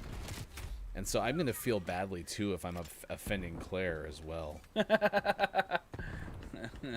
But that's the thing is when you don't love the comic books, that's gonna happen, right? I'm gonna get under people's skin because they're gonna be like, how can you not like it? And I'm like, I don't love it, I don't hate it, don't dislike it, just don't so enjoy it. The first one was Green Goblin, second one was Doc Ock, third one had some Venom in there, had some other folks. I honestly think I saw the third one in the theater just because it's what we did, and I don't think I ever watched it again. Tell me more about this theater. What is the theater? It's a place you go with your friends where you sit on sticky seats and everyone reaches into one big communal jug in order to get some popcorn. It's another one of those things where you're like, wow, we did that. Kind of like blowing on a birthday cake. Like, why do we blow on a birthday cake and then eat it? All right, we got sports coming up after this game. Gaming morning show, almost 8 o'clock on the West Coast. 3 hours with you, Monday through Friday, 6 to 9 a.m. Pacific.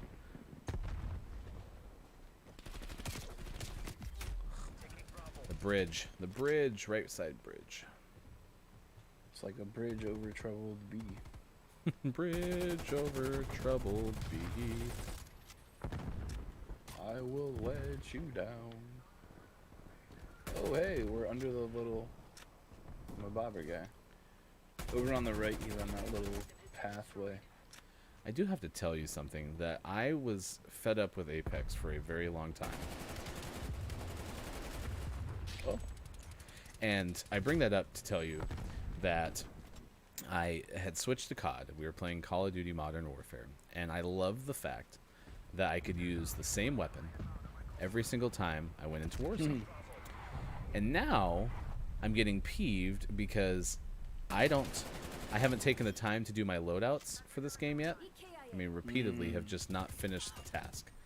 And that's becoming a problem because I have so much recoil on this gun I'm using. I'm using a Krieg 6. And I'm sure I could easily solve that because I've been using this the whole time this game has been out. If I just went and took some time to build my loadouts. Yeah. But I haven't, and so now I'm sitting here and be like, this gun has so much recoil. It's so stupid. Why does this gun have so much recoil? And I could easily fix this problem. Video games are hard. First world problems, right? Oh, I killed myself too. Whoops. Been there. I might get Charlie too.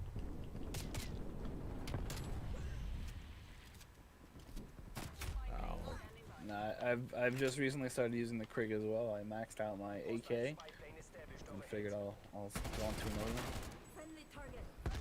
But it's a good gun. Yeah, I enjoy this weapon. I like this. It makes me happy. I also really like shotguns.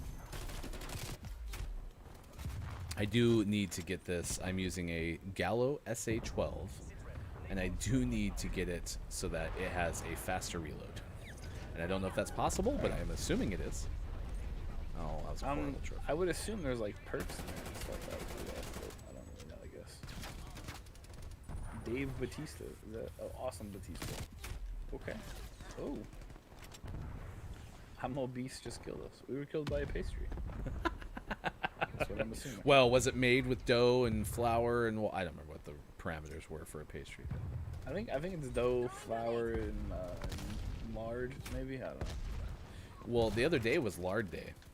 Yeah, I told that to my wife, and she was disgusted. But what is even lard in anymore? Soap? I don't know. There used to be in soap. So one of my favorite things my original Carl friend does is he loves ice cream. That's probably his one, like, you know, big dessert preference, right? And he was having ice cream the other day, and he looks at the label, and he's like, oh, my ice cream's made by my soap company because it was made by Unilever. What? Yes, so someone who owns some brand of ice cream, or Unilever owns some brand of ice cream. He's like, all right, why not, right? Interesting. It's made by my soap company. I mean, just everyone owns everything now, I right? know. So I mean, it's not really that big of a weird of a thing, I guess. Nope, not at all. It's just kind of fun to say. Lever 2000. All right, victory, victorious. All right, it's 8 o'clock. We'll go through sports quickly, get you to the break, and come back with our final hour in just a little bit. That's Look, it's Mike O to my left. I am Ryan. It's Gaming Morning Show, Facebook Gaming, Twitch, YouTube, and at gamingmorningshow.tv. We would love to hear your feedback in the chat. If you have a show that you watch and they have a Patreon, is there something about that show's Patreon that you especially like? Because we would love to know what we can do to shape ours in the future and provide actual value Because right now, if you told me that you want like before and after content, I don't know if I'd be able to fulfill that promise because we barely get on the air as it is. Yesterday there was football being played. This is your sports segment. Baltimore 34, Dallas 17. The headline read from the website that I saw, and I don't know if it was the NFL's website or what, that it was a rout. Did you watch any of the game yesterday? I did not. Okay. I refuse to put the Dallas Cowboys in my eyeballs. It's still a beautiful hat you're wearing, by the way. I will say that if it was indeed a rout, then congratulations, Baltimore kind of got back on track. I'm still more shook by Pittsburgh losing to the Washington football team on Monday. That I still don't get how that happens. It's baffling. Absolutely baffling. All right, Nate Johns is going to give us confirmation. It was a run all over. There was 294 yards rushing, so literally a run all over effort. Literally. Wow. So thank you for that. Our correspondent, Nate Johns, 85, reporting that. Gaming Morning Show can confirm it was a rout. What else do we got? NFL players believe the season can be completed on time without the league moving to a version of a postseason bubble. This according to the Associated Press. NFLPA President J.C. Tretter and Executive Director DeMaurice Smith held a virtual news conference to discuss options. Both Tretter and Smith said the rules in place requiring players and staff to be tested daily, wear masks, socially distance, and have tracers for contract tracing has helped prevent the spread of the virus. Everyone follows that except the Denver Broncos quarterback's room. Let's see. College football, third straight week. It's Alabama, Notre Dame, Clemson, and Ohio State atop the college football playoff rankings. Texas A&M still fifth. Florida is sixth. Iowa State has moved up and now is seventh after earning a spot in the Big 12 title game. College football is just so weird this year. It really is. It's tough. It's such a strange 2020. I mean, they're trying to make it work, and there's been so many cancellations and movement. Like even Cincinnati, who's having a banner year, right? And that's another part to add to your argument. Like there's programs that are having an amazing year, and then the skeptic in me goes, well, is it only because of COVID, right? Like is everyone else around you not up to snuff? I mean, Oregon lost to Oregon State for like the second time in like the last 13 years or something like that. So it is an odd year. But Cincinnati slipped all the way down to 8th. And the only reason, according to this AP article, is it was an idle week because of COVID-19 issues within the program. And that's the tricky thing is you can't, I mean, week to week, like, look, Michigan the last 2 weeks have been canceled. I mean, not like they were having a banner season, but now the Ohio State game is canceled. So for Ohio State, that's a game they don't get to play. Yeah. So it's like, it is very, very strange. It will be kind of funny if we get through the whole college football Division I season. There's a champion crowned, and there's not like an asterisk associated with that, even though 2020 is providing an asterisk-worthy environment. But then you've had years past where they've split championships because at the time it was determined, by writing associations and such. It's just kind of a crazy world. OSU can't be that upset since they did cancel a game earlier in the season, Ohio State. It's weird, Nate Johns, when you say OSU being based in Oregon, my brain immediately goes to Oregon State. I was like, Oregon State? What? No. And I was like, oh, the actual OSU. So we have a rule in group messages out here. If you're referring to the Buckeyes, you put a lowercase t in front of OSU. So the Ohio State University. That's fair. There you go. See, he got it right on time. Call him Tosu. Last but not least, and we talked about this in the first hour, I don't know if you're a huge hockey fan, but the NHL is planning to open a season January 13th, but NHL players have balked at changing the collective bargaining agreement. This is a situation that was shared with someone at the Associated Press. Owners and players, with the hopes of getting back on the ice next month, have moved past financial negotiations. The two sides are discussing scheduling, testing protocols, and some other obstacles. So I don't think the NHL is dead set on getting started mid-January, even though that's the plan as it stands right now. So you got to do what you can to move forward with this, especially with this whole thing going on. You got to keep safety and everything else, but I still feel like owners are a little bit sketchy through the COVID thing with their treatment of bargaining agreements and contracts and yada yada. They see it as a chance to kind of save a few bucks, mean, they are losing a fair amount of money with having people allowed in the stadiums, but don't be sketchy. And the Royals and first baseman Carlos Santana have agreed to a $17.5 million 2-year contract. Biggest offensive hole is plugged now for the Royals. And that is your sports. 8:05 West Coast time, 11:05 on the East. We're going to step away, get some more coffee, come back with the final hour of Gaming Morning Show. That is Look, it's Mike O. He's over here. Cameras are tough. There he is. I am Ryan, and we'll be back in just a little bit on Facebook Gaming, Twitch, YouTube, and at GamingMorningShow.tv. Thanks for being with us.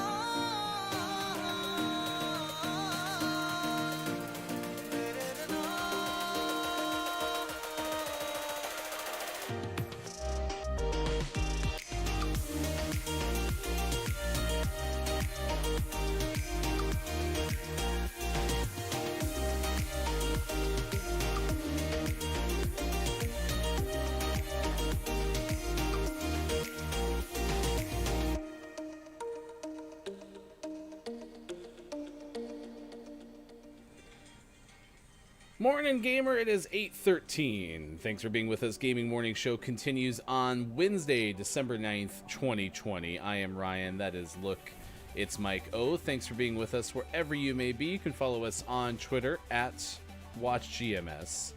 MNF Pod is where you can find Monsters and Friends podcast. I am Hefty Goof, and we've been asking you about National Pastry Day. We just tweeted that out to ask you, hey, where on earth would you find the best pastry? And you know what? We took you through a top 10 list that answered that question. And we learned about a lot of pastries around the world. It's kind of a weird top 10 list, though. It was like I'm kind of with Hofbrew with the whole the mochi thing. Like I don't know how you could define that as a pastry. Yeah, I think that was probably the biggest outlier on that list. Yeah. That one that was, I think, from had the pineapple filling. Was that from China? That one. The cake looking thing. Yeah. No, that was the Russian one. I think it was like it had like a flaky dough and then was filled with some sort of pineapple thing. We shared it in the chat. If you want to see it again, I will do this. This is from basu.com, which, by the way, I found out is a language learning community because I just mentioned them on Twitter. So you can follow us on Twitter. Like I said, watch GMS. I am Hefty Goof, and he is MNF Pod, Monsters and Friends podcast, season 3 coming out in January. So it is National Pastry Day. What is your best pastry? Today, for what it's worth, is also Techno Day, Christmas Card Day, International Day of Veterinary Medicine, and International Anti-Corruption Day. So if for some reason today you were thinking, you know what I feel like doing? I feel like committing some corruption. Don't do it today. You save that for the other 364 days a year. Yeah, you don't do that today. Just it's like Valentine's Day. You're only supposed to love your loved one on that one day, and today is the one day you're supposed to be honest.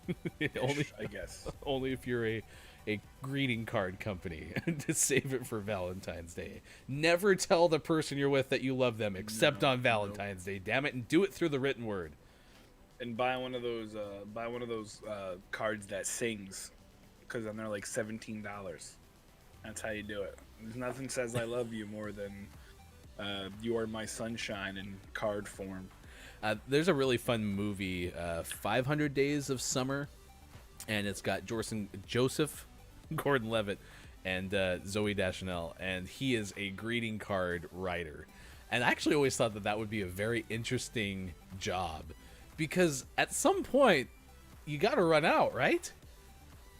You'd assume so. I mean, I don't really know. I mean, honestly, if we go to the store right now and look at the greeting cards, they all say some form of the same thing. They're just rhyming with a different word. Are they? What word can we rhyme today? Are they copyrighted? Meaning, like, okay, so I have an idea. I'm gonna write this, but because it appeared in a Hallmark card in 1963, can I not use it again? And I mean, however long copyrights exist. That's a legitimately really serious question. I'm gonna have to Google this. Are greeting cards copyrighted? We do absolutely love our guests on our show. So for some reason, you're watching and you're like, I know a greeting card writer, and I can get them on the show. Please let us know in the chat. That would be wonderful. I did kind of not do this justice, though, because we were doing it during gameplay. So the news of Alfred Molina reprising a role as Dr. Octopus in the upcoming Spider-Man 3, the Thomas Holland version of Spider-Man 3, because apparently you have to start differentiating. You were saying that you're on board with this. 1000%. He's an incredible actor. His portrayal of Doc Ock was great. Sony's portrayal of Doc Ock was awful. So I'm excited to see what Marvel Studios can come up with as far as I think they've already said, because Jamie Foxx is coming back as well. He was Electro in one of the Abomination movies, and but he's already said he's not gonna be blue like in that movie. So I'm excited to see what Marvel is gonna do, how they're gonna come up with these villains and how they're gonna make them look, and hopefully make them look, like they're kind of supposed to look. I'm not one of those guys that's like, you need to stick to the comic books, but I mean, like ballpark would be nice. Have your interpretation, but kind of be true a little bit to the source material. Yeah, add some cool stuff. All 3 Spider-Man actors are going to be in this movie? Nate John's telling me this. Well, like, are you talking about like what's his? Like Tobey Maguire's going to stop by? Was Was Tobey Maguire confirmed? I'm just saying that. I don't know if he was. No, I'm asking Nate. I don't know if he was confirmed. We're going to the chat. Comic book hashtag comic book expert Nate Johns in the chat. Honestly, Nate Johns is probably as good of a comic book expert as you can get. So, but it is a multiverse movie, I guess, right? So Sean in the first hour, which Sean gets hashtag expert on whatever he wants. So hashtag comic book expert Sean, sports.gaming on Twitter, said that this is not supposed to be like a new version of Alfred Molina's Doc Ock. This is the one that Alfred played in the first movie he was in, coming back because it spans things, which is the same reason that Jamie Foxx's Electro is going to be in it as well. So that's interesting though, because Jamie Foxx already said he won't be blue. So I wonder cosmetic surgery. Yeah, he got new food dye. He had a better diet, so now he'll be a different color. Interesting. I'm excited. Longfellow Deeds getting a question mark in the chat from Hofbrew. That makes me feel better about it, saying thanks for the clarification. Nate John saying it's rumored that Toby and Andrew Garfield are going to be in it, so not necessarily confirmed. This Rebecca Rubin Variety piece about Alfred Molina saying that Spider-Man 3 will also include MCU crossover with Benedict Cumberbatch making an appearance as Doctor Strange. So that the multiverse probably comes into it via that point. I do want to pay off one other thing that I teased a couple of times and never got to. So this is from Caleb Potts of Android Police. I think you and I are both confirmed iPhone users, correct? Accurate. All right, so this is applying to the Google Pixel phones. But the headline reads, Google Photos picks up a new HDR filter. This is going through a whole bunch of changes regarding Google Photos, including they have a subscription for photo prints and adjustment to their unlimited storage policy. I think their storage is going away as unlimited middle of next year. If you already had it, I think prior to that announcement, you still get to keep it. But this HDR thing is specifically an app that has a filter that adds the HDR effect. HDR basically increases brightness, contrast, and appears as a button in the adjustments tab. Once it's turned on, the intensity of the effects can be controlled in increments of 0 to 100, and this seems to simply be a filter added to the top of the pictures, rather than a feature that adjusts the actual HDR levels. So it's not sounding like an authentic HDR, but this is going to show up on Pixel phones, according to Caleb Potts of Android Police. Or you can just buy an iPhone. I mean, just saying.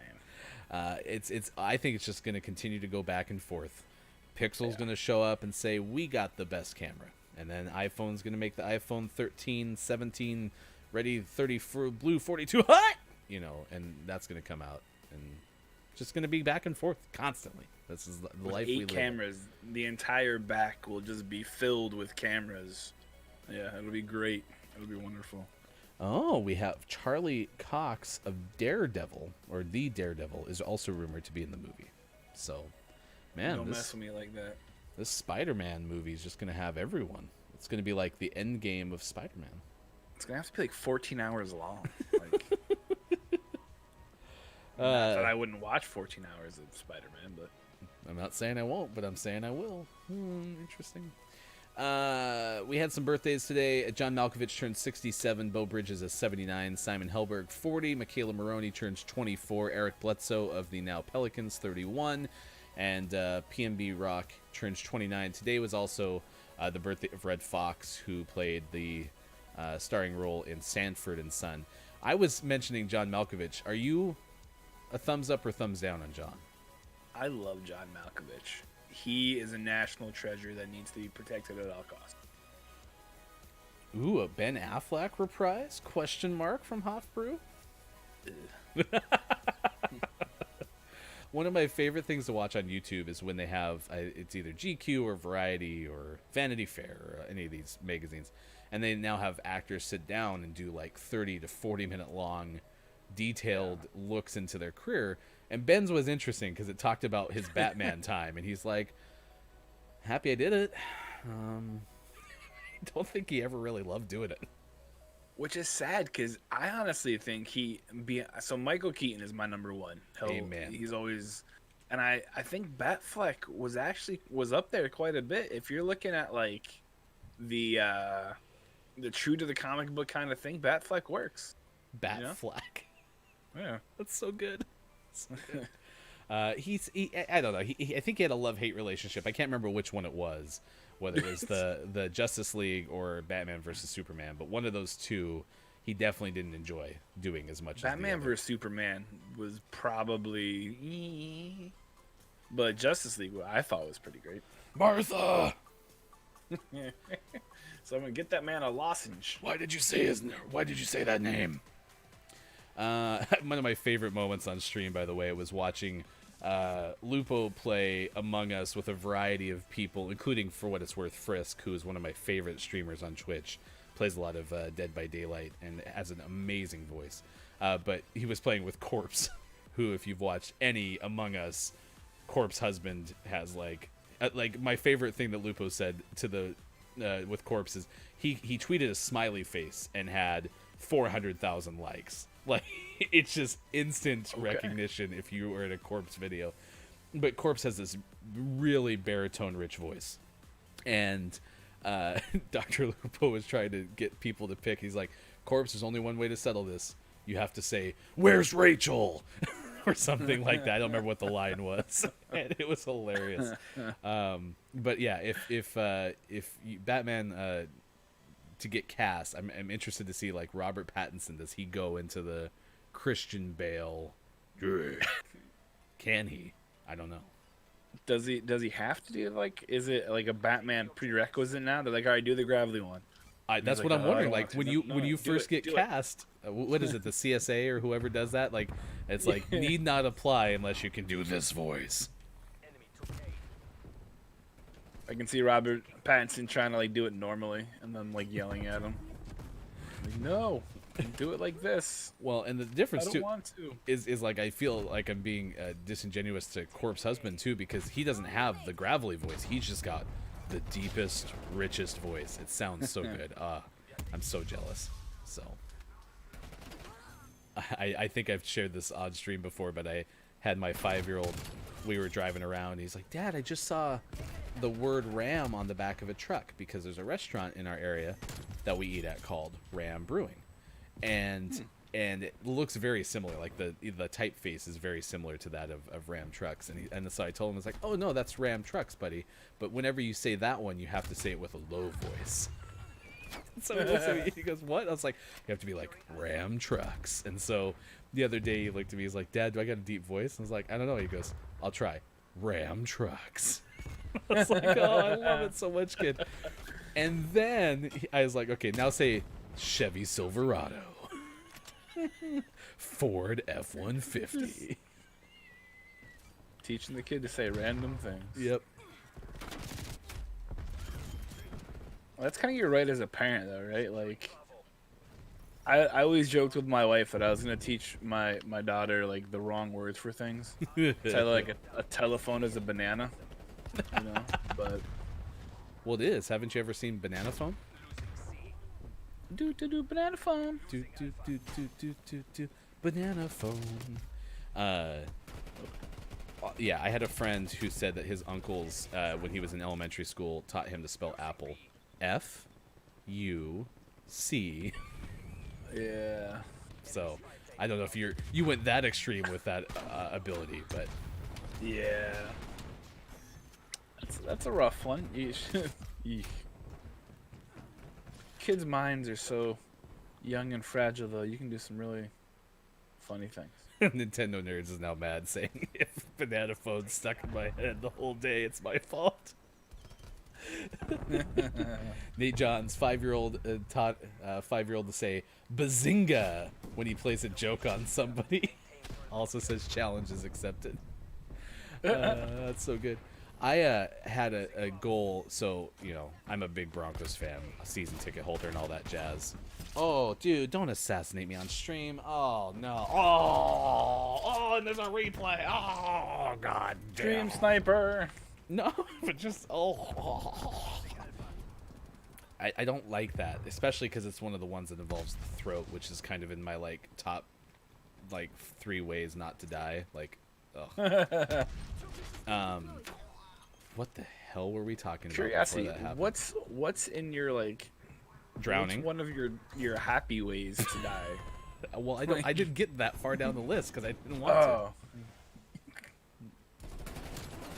to. What the hell? Oh, so yeah, so Broncos fan, all this stuff, and so I wanted my kids to share in my fandom, but I didn't want them to learn how to hate the Raiders because I didn't want to get that kind of language into their vernacular early on. yeah, that's fair. So I just told them, I was like, you know what? We don't prefer the Raiders because they don't like rainbows.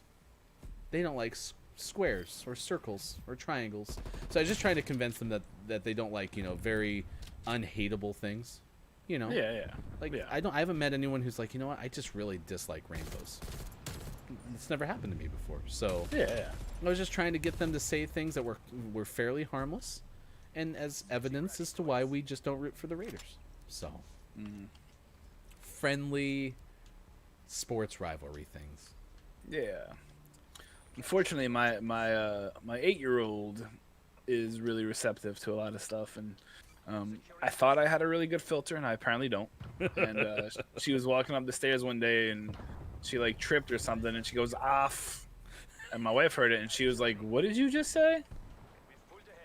And Macalty was like, "Well, Daddy says it." And I was like, "Oh no, I don't. What? Never once. I would never say that." Oh boy.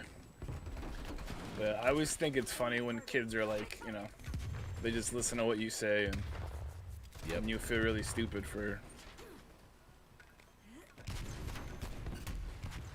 Or you don't think that you think that you've done a good job, and then you realize, oh my gosh, they did hear me say it that one time, and that was enough. That kind of thing. Hofbrew saying, in 3rd grade, had a teacher that misspelled a word on the spelling list. My mom corrected it, taught me it correctly, and when I got tested on that word, I got it wrong and did not get 100% on that week's test. Ouch. And from that day on, Hofbrew no longer liked spelling. I can't trust my mom. Why? She told me the wrong words. No, B. I'll never lose you, B. Yeah, I deserve Baby, that. come back. Some teachers did not graduate top of the class. Listen, if you were the poorest performing person in your classroom and you still decided that you wanted to take on the challenge of being a teacher, I salute you, because that is a very, very tough job. I just can't even imagine. I've had people tell me that I would probably be a good teacher. And I'm like, I appreciate you having some sort of semblance of faith in me that you think that that's something I would be good at. But I do not have the patience to be a teacher. I am very much Nick Burns, your company's computer guy. You remember that guy from Saturday Night Live, Jimmy Fallon's character? Yep. So you'd walk in and be like, I can't get the printer working. You'd be like, well, did you encode the LP1 driver to the USB dongle? And the person would be like, what? And he's like, move. That's me. Where it's like, how do you not get it? Move. So, yeah, I would not be a good teacher. We are doing GMS Gaming Hour right now. This is where we do a little more emphasis on the gameplay, but we keep the fun. Fun, fun, fun by the ton. It's hungry, hungry hippos. That's a Hungry Hippos? You're welcome. That was a jingle? Yeah. What? So now the banana phone will be out of your head. Oh, Nintendo, you did the teaching. Oh, yeah. And I think that's the tough part. Like, Nintendo citing parents make it difficult to be a teacher. And that's where I am saying what I just said through the lens of I realize that I'm going to have a teacher that's going to do things that frustrate me as a parent. And I'm still just going to kind of try to be Pollyanna about it and say, you know what? The teacher is trying and doing their best. Because I feel like I... Oh, not again! He did it again! No! God, stop it! Sorry. Oh no. I just got assassinated again, and people had to watch it, and it's gross. Oh, Hughes. My wife is a teacher, and people are nuts. People are super, super nuts. He taught Nintendo taught theater to kids. My daughter has done so many theater classes and has had such a blast. So thank you for doing that. I haven't coached any of the youth teams except for like a couple of substitute stints with my daughter's softball team. My daughter's the older one, so I'll do this again with my son too. And part of the reason is I don't think I'd have the patience, and that would probably extend to the parents too. So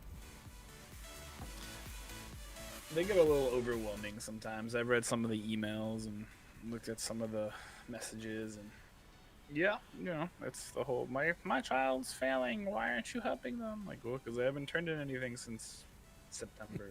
it's Gaming Morning Show. He is Mike O. You can find him. Look, it's Mike O on Twitch. Are you streaming anytime soon, to your knowledge? Or are you probably this evening. Okay. Probably tonight. Yeah. Are you running a schedule? Or is it more like, hey, when I get to it?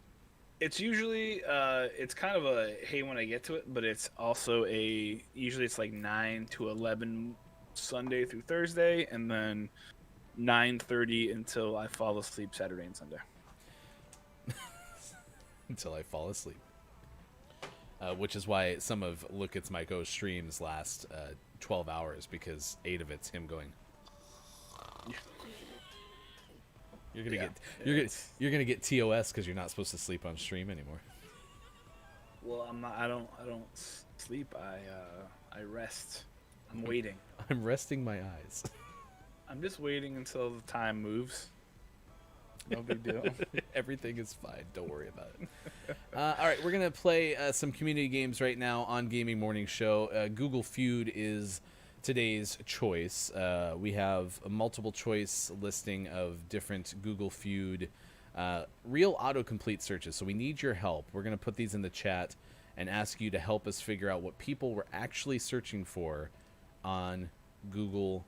And then this website, googlefeud.com, kind of aggregates that stuff. I just need to flip and put you in here too, because I haven't done that either. Oh my gosh, the amount of producing that I've had to do today, it's just exhausting. Oh my gosh. Producing. Nobody knows the trouble that I've seen. Let us know what your favorite pastry is in the chat. I don't even think Sean answered that before he left. I kind of feel badly that he got out of here without having to answer the question of the day. Did you give us a consensus favorite pastry? Croissants, yeah, croissants. Oh, yeah. Technically, or to tie with that, and cherry Pop-Tarts. So.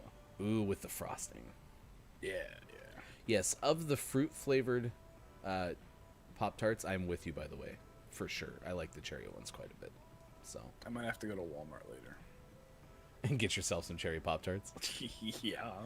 A nice runner-up for what it's worth on the cherry or on the Pop-Tarts train. I mentioned brown sugar with the frosting is my favorite. I do also have a big spot in my heart for the s'mores. Those are really good too. So, yeah. All right, here's how this works. Google Feud. We're gonna give you a category, and you have to help us figure out what people are possibly searching for. We're gonna do the hard Google Feud, which means that we might only do this for like one round because it is really difficult. So, Maiko, you as our guest host this morning, you get to pick our category: culture, people, or questions. We're gonna go with people. Let's go with people. All right, people is the category, and here is the first one. I am too fat to blank. Google Feud, we have to try to find phrases or words that come after the Google search. I am too fat to blank. So 1 minute timer up on the board. I have to now move this over here because apparently it's in the way. So your answers into the chat, please. I am too fat to blank. Now, I have definitely gained weight during the pandemic, and I've always been a portly man. And sometimes it gets difficult to do a very what used to be a very simple task for me. So I have an answer that I'm going to share, but I have 30 seconds left in the chat to get your answers in. If anyone has a guess for I'm too fat to blank, we get 4 strikes in this version of Google Feud. So if we get 4 incorrect answers, we lose the game. Our highest score that at least my browser's cookies data remembers, my browser's cache remembers, is 47,000. I don't even remember. I think we get 10,000 points if we get the first answer and 1,000 to the 10th answer in that scale. All right, Maiko, your first guess for this one. I'm too fat to. Run. I'm too fat to run, because that's true. All right, I'm putting this into the actual answer. That is number 8 on the list. 3,000 points to us. I am too fat That's the to. end. All right, I'm going to go tie my shoes because that's what I'm having trouble doing as well as I used to. And that's not in here. Okay, so I'm a little flabbergasted. Sometimes some variant of what you just said, run, can work. So could we try jog? Are you comfortable with jog? Yeah, we'll try jog. Okay. I'm not feeling good about this one. I'm too fat to fit through a door. Nope, that one didn't make it either. All right, last call for any help. I put the timer on just because that's how long we have left to figure this out. Here we go. To ride a bike. Ooh. That's a good guess. Oh, no. Okay, that was not on here. Here were the answers. Having an eating disorder. Then again, these are real Google searches. This is not subjective at all. Get pregnant. Wipe myself. Wear cute clothes. Exercise. Wipe front to back. Tiptoe. Be in the car by myself. Be loved. And wipe myself. Okay. You know, this is the one downside of playing Google Feud is I feel badly that there are people searching I'm too fat to be loved. You are loved, damn it. Yes. And I can't do this. All right, we're going to do one more. I think my mom is blank. Oh, no. Google Feud. I think my mom is blank. And also, you're watching the very end of us ever playing Google Feud on this show ever again. Because I'm not having any fun right now whatsoever. I think my mom is blank is the category. I'm gonna go with a quote that I say often. I think my mom is in the garage. I think my mom is in the garage. We got a strike. Man. I do need to make a strike animation if we are going to continue to play this. Like I love like the Family Feud red X's or something like that. Yeah, yeah. I mean, at this point, since Twitch and all these other platforms are gaming platforms, maybe we should just play Family Feud. Because at least there, it doesn't feel like... I feel awful that we have made stigmas in this world where searching for I'm too fat to be loved is something that people are actually looking for. Was it number 2 as well? Yeah, number 2 on the list.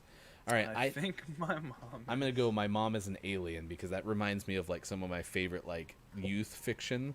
Yeah, like 80s books. Yeah. I like it. No, that's not in there. I hopefully spelled alien right. No, you're good. You're good. All right. I think Oh boy. I think my mom is a superhero because Ooh.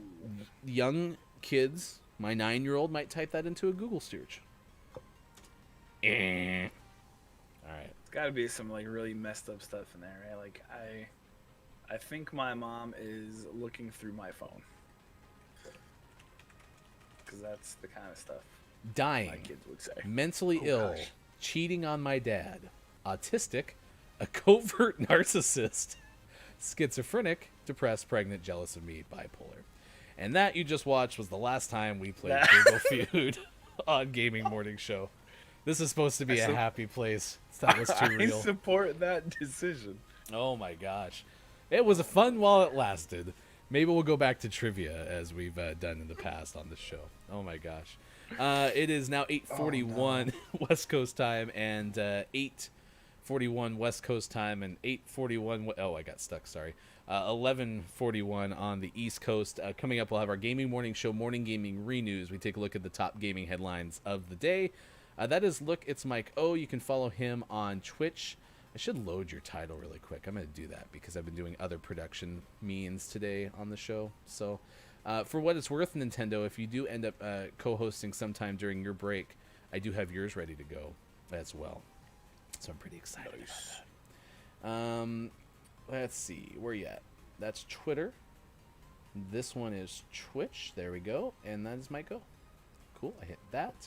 And I click on the rename button. And I go Mike. Boom. And now, when I click this button, it should say Maiko and not Nintendo. Yay! Look, it's Maiko. You can follow him on Twitch. Likely streaming sometime tonight, which will be fun. Yeah, So. in the evenings. We are on gaming. We are on Facebook Gaming, Twitch, YouTube, and at gamingmorningshow.tv. Thanks again, Nate Johns, who's been in the chat all morning, and a friend of Maiko for following us on Twitch. Here's some of the This Day in Gaming History related items. We told you about this in the 6 o'clock hour. The ESRB rating system, or whatever its acronym is, kind of came to fruition around this time in 1993. There was a subcommittee hearing on this date, and then several of the actual large manufacturers basically said they're going to endorse a rating system. So that came to be 1993. This date in history, 1995, Dragon Quest XI came out for Super Famicom in Japan. In 1998, Super Famicom. Star Wars Rogue Squadron came out. Did you ever play any of the Star Wars games? I did not. I think I tried one of them forever ago, and I was just not good at it. So I stopped. I like the one that I think it's the most recent one that came out, where you can be VR fighting in one of the spaceships. What are they called? X-wings, right? Yep. Oh, There was one of those in arcades. Yeah. Oh, was it kind of fun. 360 or was it an actual headset game? No, it was like you sat in the little booth, my guy, and then it went like it moved, and I almost threw up in it. I don't know how I didn't get that guy dead. One thing that I think would be super fun, if I ever have a chance to like build a real man cave, I really want to be able to have a pinball machine. Pinball is one of my favorite things on the planet. And that would be outside of what I'm about to say. If I ever have enough disposable income and I feel like I've provided enough of a difference in the world monetarily and all of these other goals that I have, it would be super fun to have like a 4-seat like Cruisin' USA game in my house. Like, how much fun would that be to have? That would be pretty phenomenal. Doubt it's Not ever gonna gonna lie. happen, but it is a goal. Oh, that was my teammate. I churned, watched him die, and then I got shot in the back.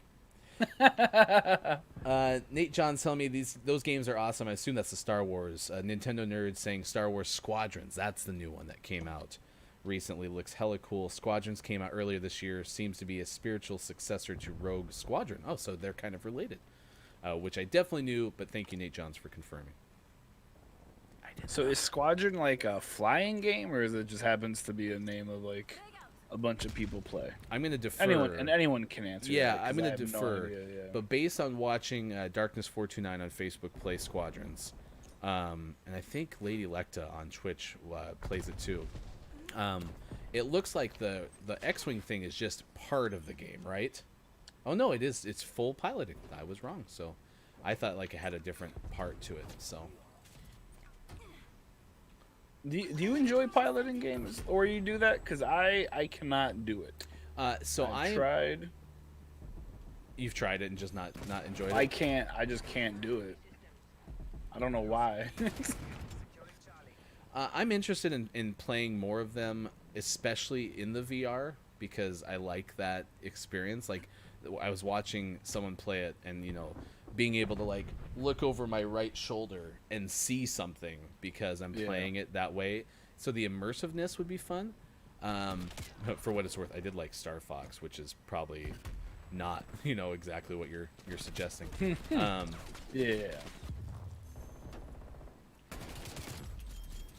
But like, I've tried I like enjoy the Ace games. I can see VR being cool, but like the console games like that, not so sure. I was surprised. Nate Johns brings up Battlefront. Wasn't that the one that also had isn't there a Star Wars Battle Royale that came from Is like there?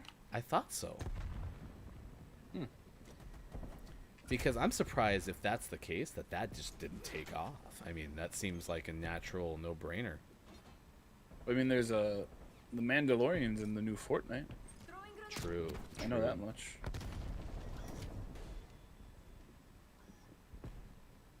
It's almost worth trying to play it. Probably not. But that's the Mandalorian skin, right? Yeah.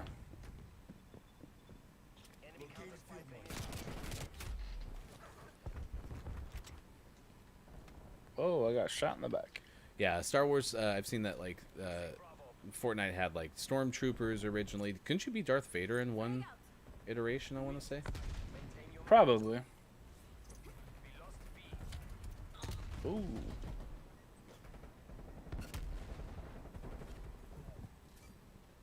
I mean, they had some pretty cool crossovers. I can't say words. Guy behind us in a B-side. with them on Fortnite. They had the Marvel stuff. They had all that. It's kind of cool. So I think it would be fun. Like Sean has a PlayStation VR, and so I have played like Beat Saber, and I would be very interested in playing, yeah, like one of the piloting games in VR. The other thing I've tried numerous times to do pre-pandemic on VR is to do an NBA game in VR. Ooh. So they apparently you have to pay for them, but Yeah. you're basically sitting courtside in VR. How cool is that?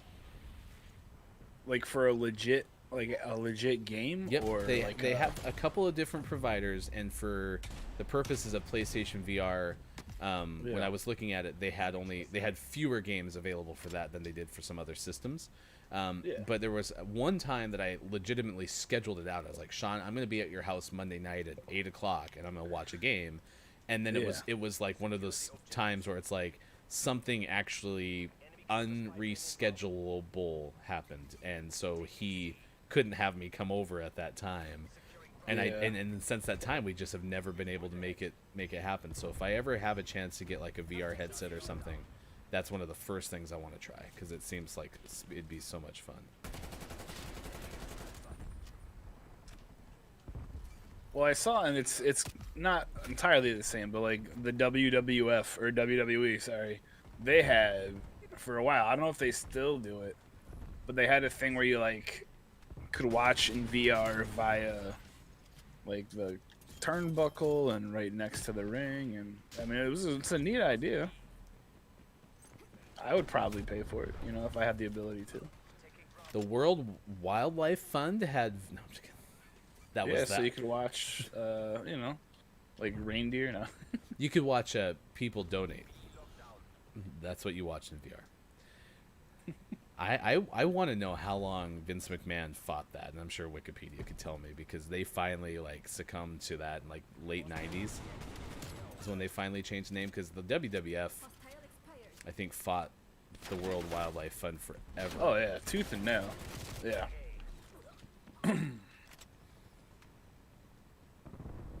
And I always thought, I wasn't a huge wrestling fan. We talked about this yesterday. Like, I was in the Attitude Era, and that was kind of my one or two little, you know, forays into wrestling. Yeah. But I bet that was just like some modern day arguments with like the Washington football team finally deciding to change the name, which was, we can't change the name. It'll never be the same. It'll get rid of all the tradition. And the WWF actually did it, and everything's been fine. So yeah, they're good. No one cares. And now, and that's a little bit apples to oranges, because they aren't changing their name for racist reasons, which, you know, is definitely a different and probably more worthwhile effort than, you know, saying, hey, true, I'm sorry that you know, you happen to be raising money for wildlife and we have the same acronym as you. Yeah. But that said, like, it probably just, I've had this thought in my head with relocations for sports teams, and feeling compassion for like San Diego when they lost the Chargers. I'm like, if the Broncos ever left Denver, would I have any problem following the Broncos to the new city? And my brain says no, but it's also super easy for me to say because it's never happened. You know what I mean? So, and the odds are super low that it would. Well, except for this ownership situation, but that's a whole different topic for a whole different day. So but yes, it's never seemed likely, like even remotely likely, that the Broncos would ever leave Denver, to me at least. So yeah. Who shoots me? Probably the bad guys. Usually.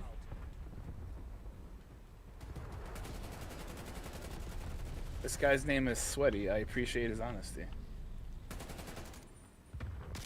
Oh my gosh. The other one that was on today was Namco released R, Racing Evolution, in 2003 for PlayStation, Xbox, GameCube.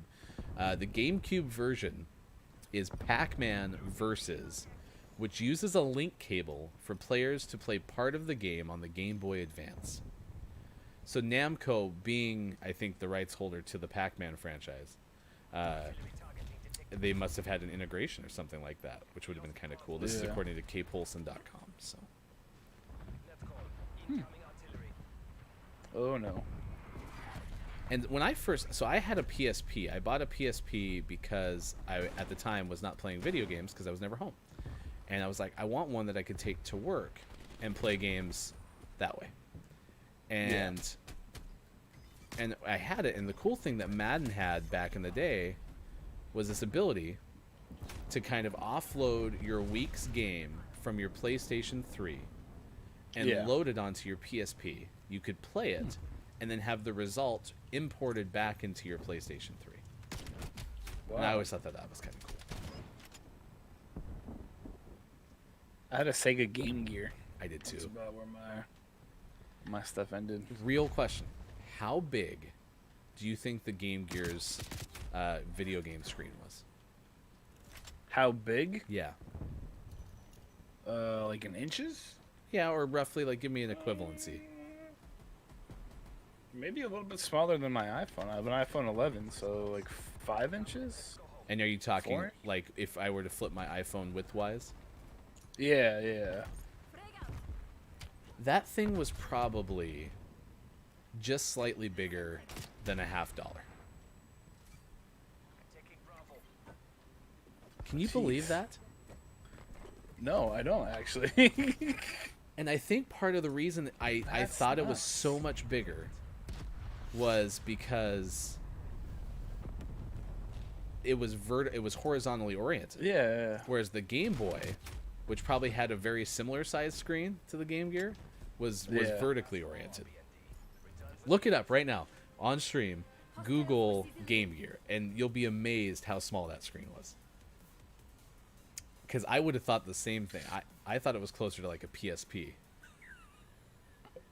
Man, I remember I played, what was it, like World Series 96 or 98 or something all the time. That was like one of 2 games that I owned. I'm pretty sure you and I are separated at birth, because that is also, I played baseball on my Game Gear. That's what I specifically remember. It must have been packaged with it or something like that. So yeah. Holy wow. Can you believe how small that was? Isn't it square? Yep. Yeah, it's a square screen on that Game Gear. Is little. I mean, if it is the size of this iPhone, right? It is the centerpiece basically right here. That's all it is. It's crazy. Nate John's giving a specific 3.2-inch screen, so probably my silver dollar analogy is a little bit off, but still, like, it was tiny relative to the total surface area of that bad Apparently boy. they made a Game Gear Micro. Because it needed to get smaller. Holy jeez. Although they probably took all the components that they had inside that made it so big relative to the Game Boy to make it smaller like a Game Boy. So yeah. Gosh. But yeah, I think I played Sonic and baseball. Those were the only 2 games that I owned. Nate John's, I didn't remember that. They had a TV tuner for it. So you could try to get broadcast television on it. That's crazy. What a good idea, though. I mean, I would totally would have used that back in the day. I sold cell phones for a long time, probably 7 years, and I was in between. I spanned basically like when, right after, like we talked about this the other day. Remember the Nokia brick phone that everybody had, that you had? Yep. I was right after that, so I was right as soon as like people started switching more to affordable flip phones, even though they were more expensive, but they were affordable, and the brick phones were getting smaller. And then my middle point was like the Razr getting popular, and I tailed out about iPhone 3. So as part of the first iPhone launch, and I got out, I think my first consumer phone that I bought after my time, like as in I was the end user, not a salesperson, was the iPhone 4. And one of my favorite middle points was they had a phone from LG that accessed different towers. It was not on the same signal as your cell phone, but you could watch live TV using those towers. So you may not have cell phone service, but if you had access to those towers, you could watch shows, and they had like 13 channels or something like that. And then obviously internet speeds got so good that you could just stream everything. But it's kind of crazy that the TV tuner, Nate Johns, I would have been all over that if I had been not 10 years old. So That's crazy. That's absolutely crazy. And think now how everything is just on this guy right here. Like, you don't need a TV tuner. You don't need anything. It's all just there for us, happy and waiting.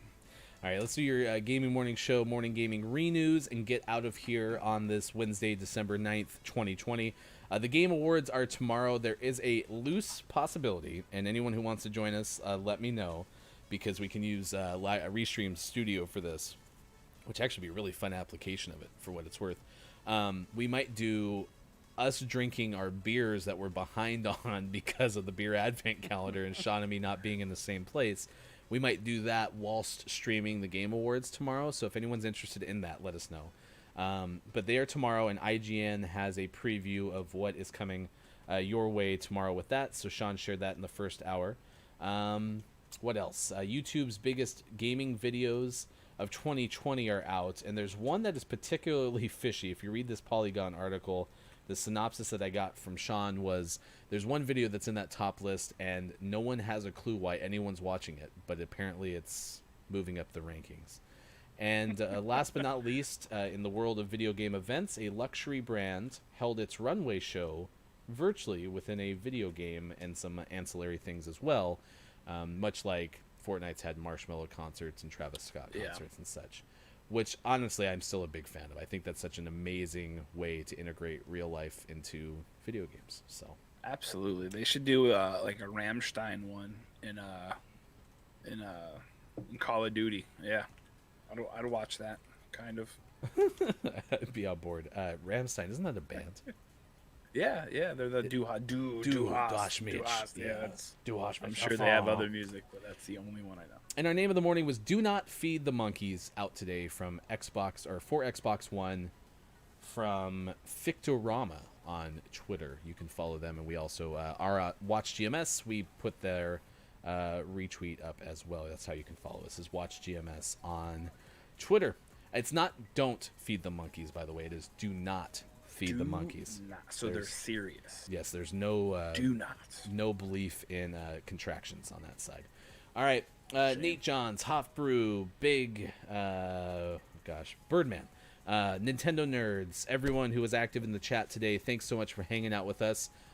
Maiko might be streaming tonight, so be sure to check him out on Twitch. Look, it's Maiko. I appreciate you hanging out with me, buddy. I love coming on the show. You're great. Sean's great before too. Yeah, and I think we should go 3 wide, 4 wide down the road too, and have everyone on the show at some point. So, until then, we will see you again tomorrow. I am Ryan. Thanks for hanging out with us, and have a great rest of your Wednesday, December 9th, 2020. Goodbye, everyone.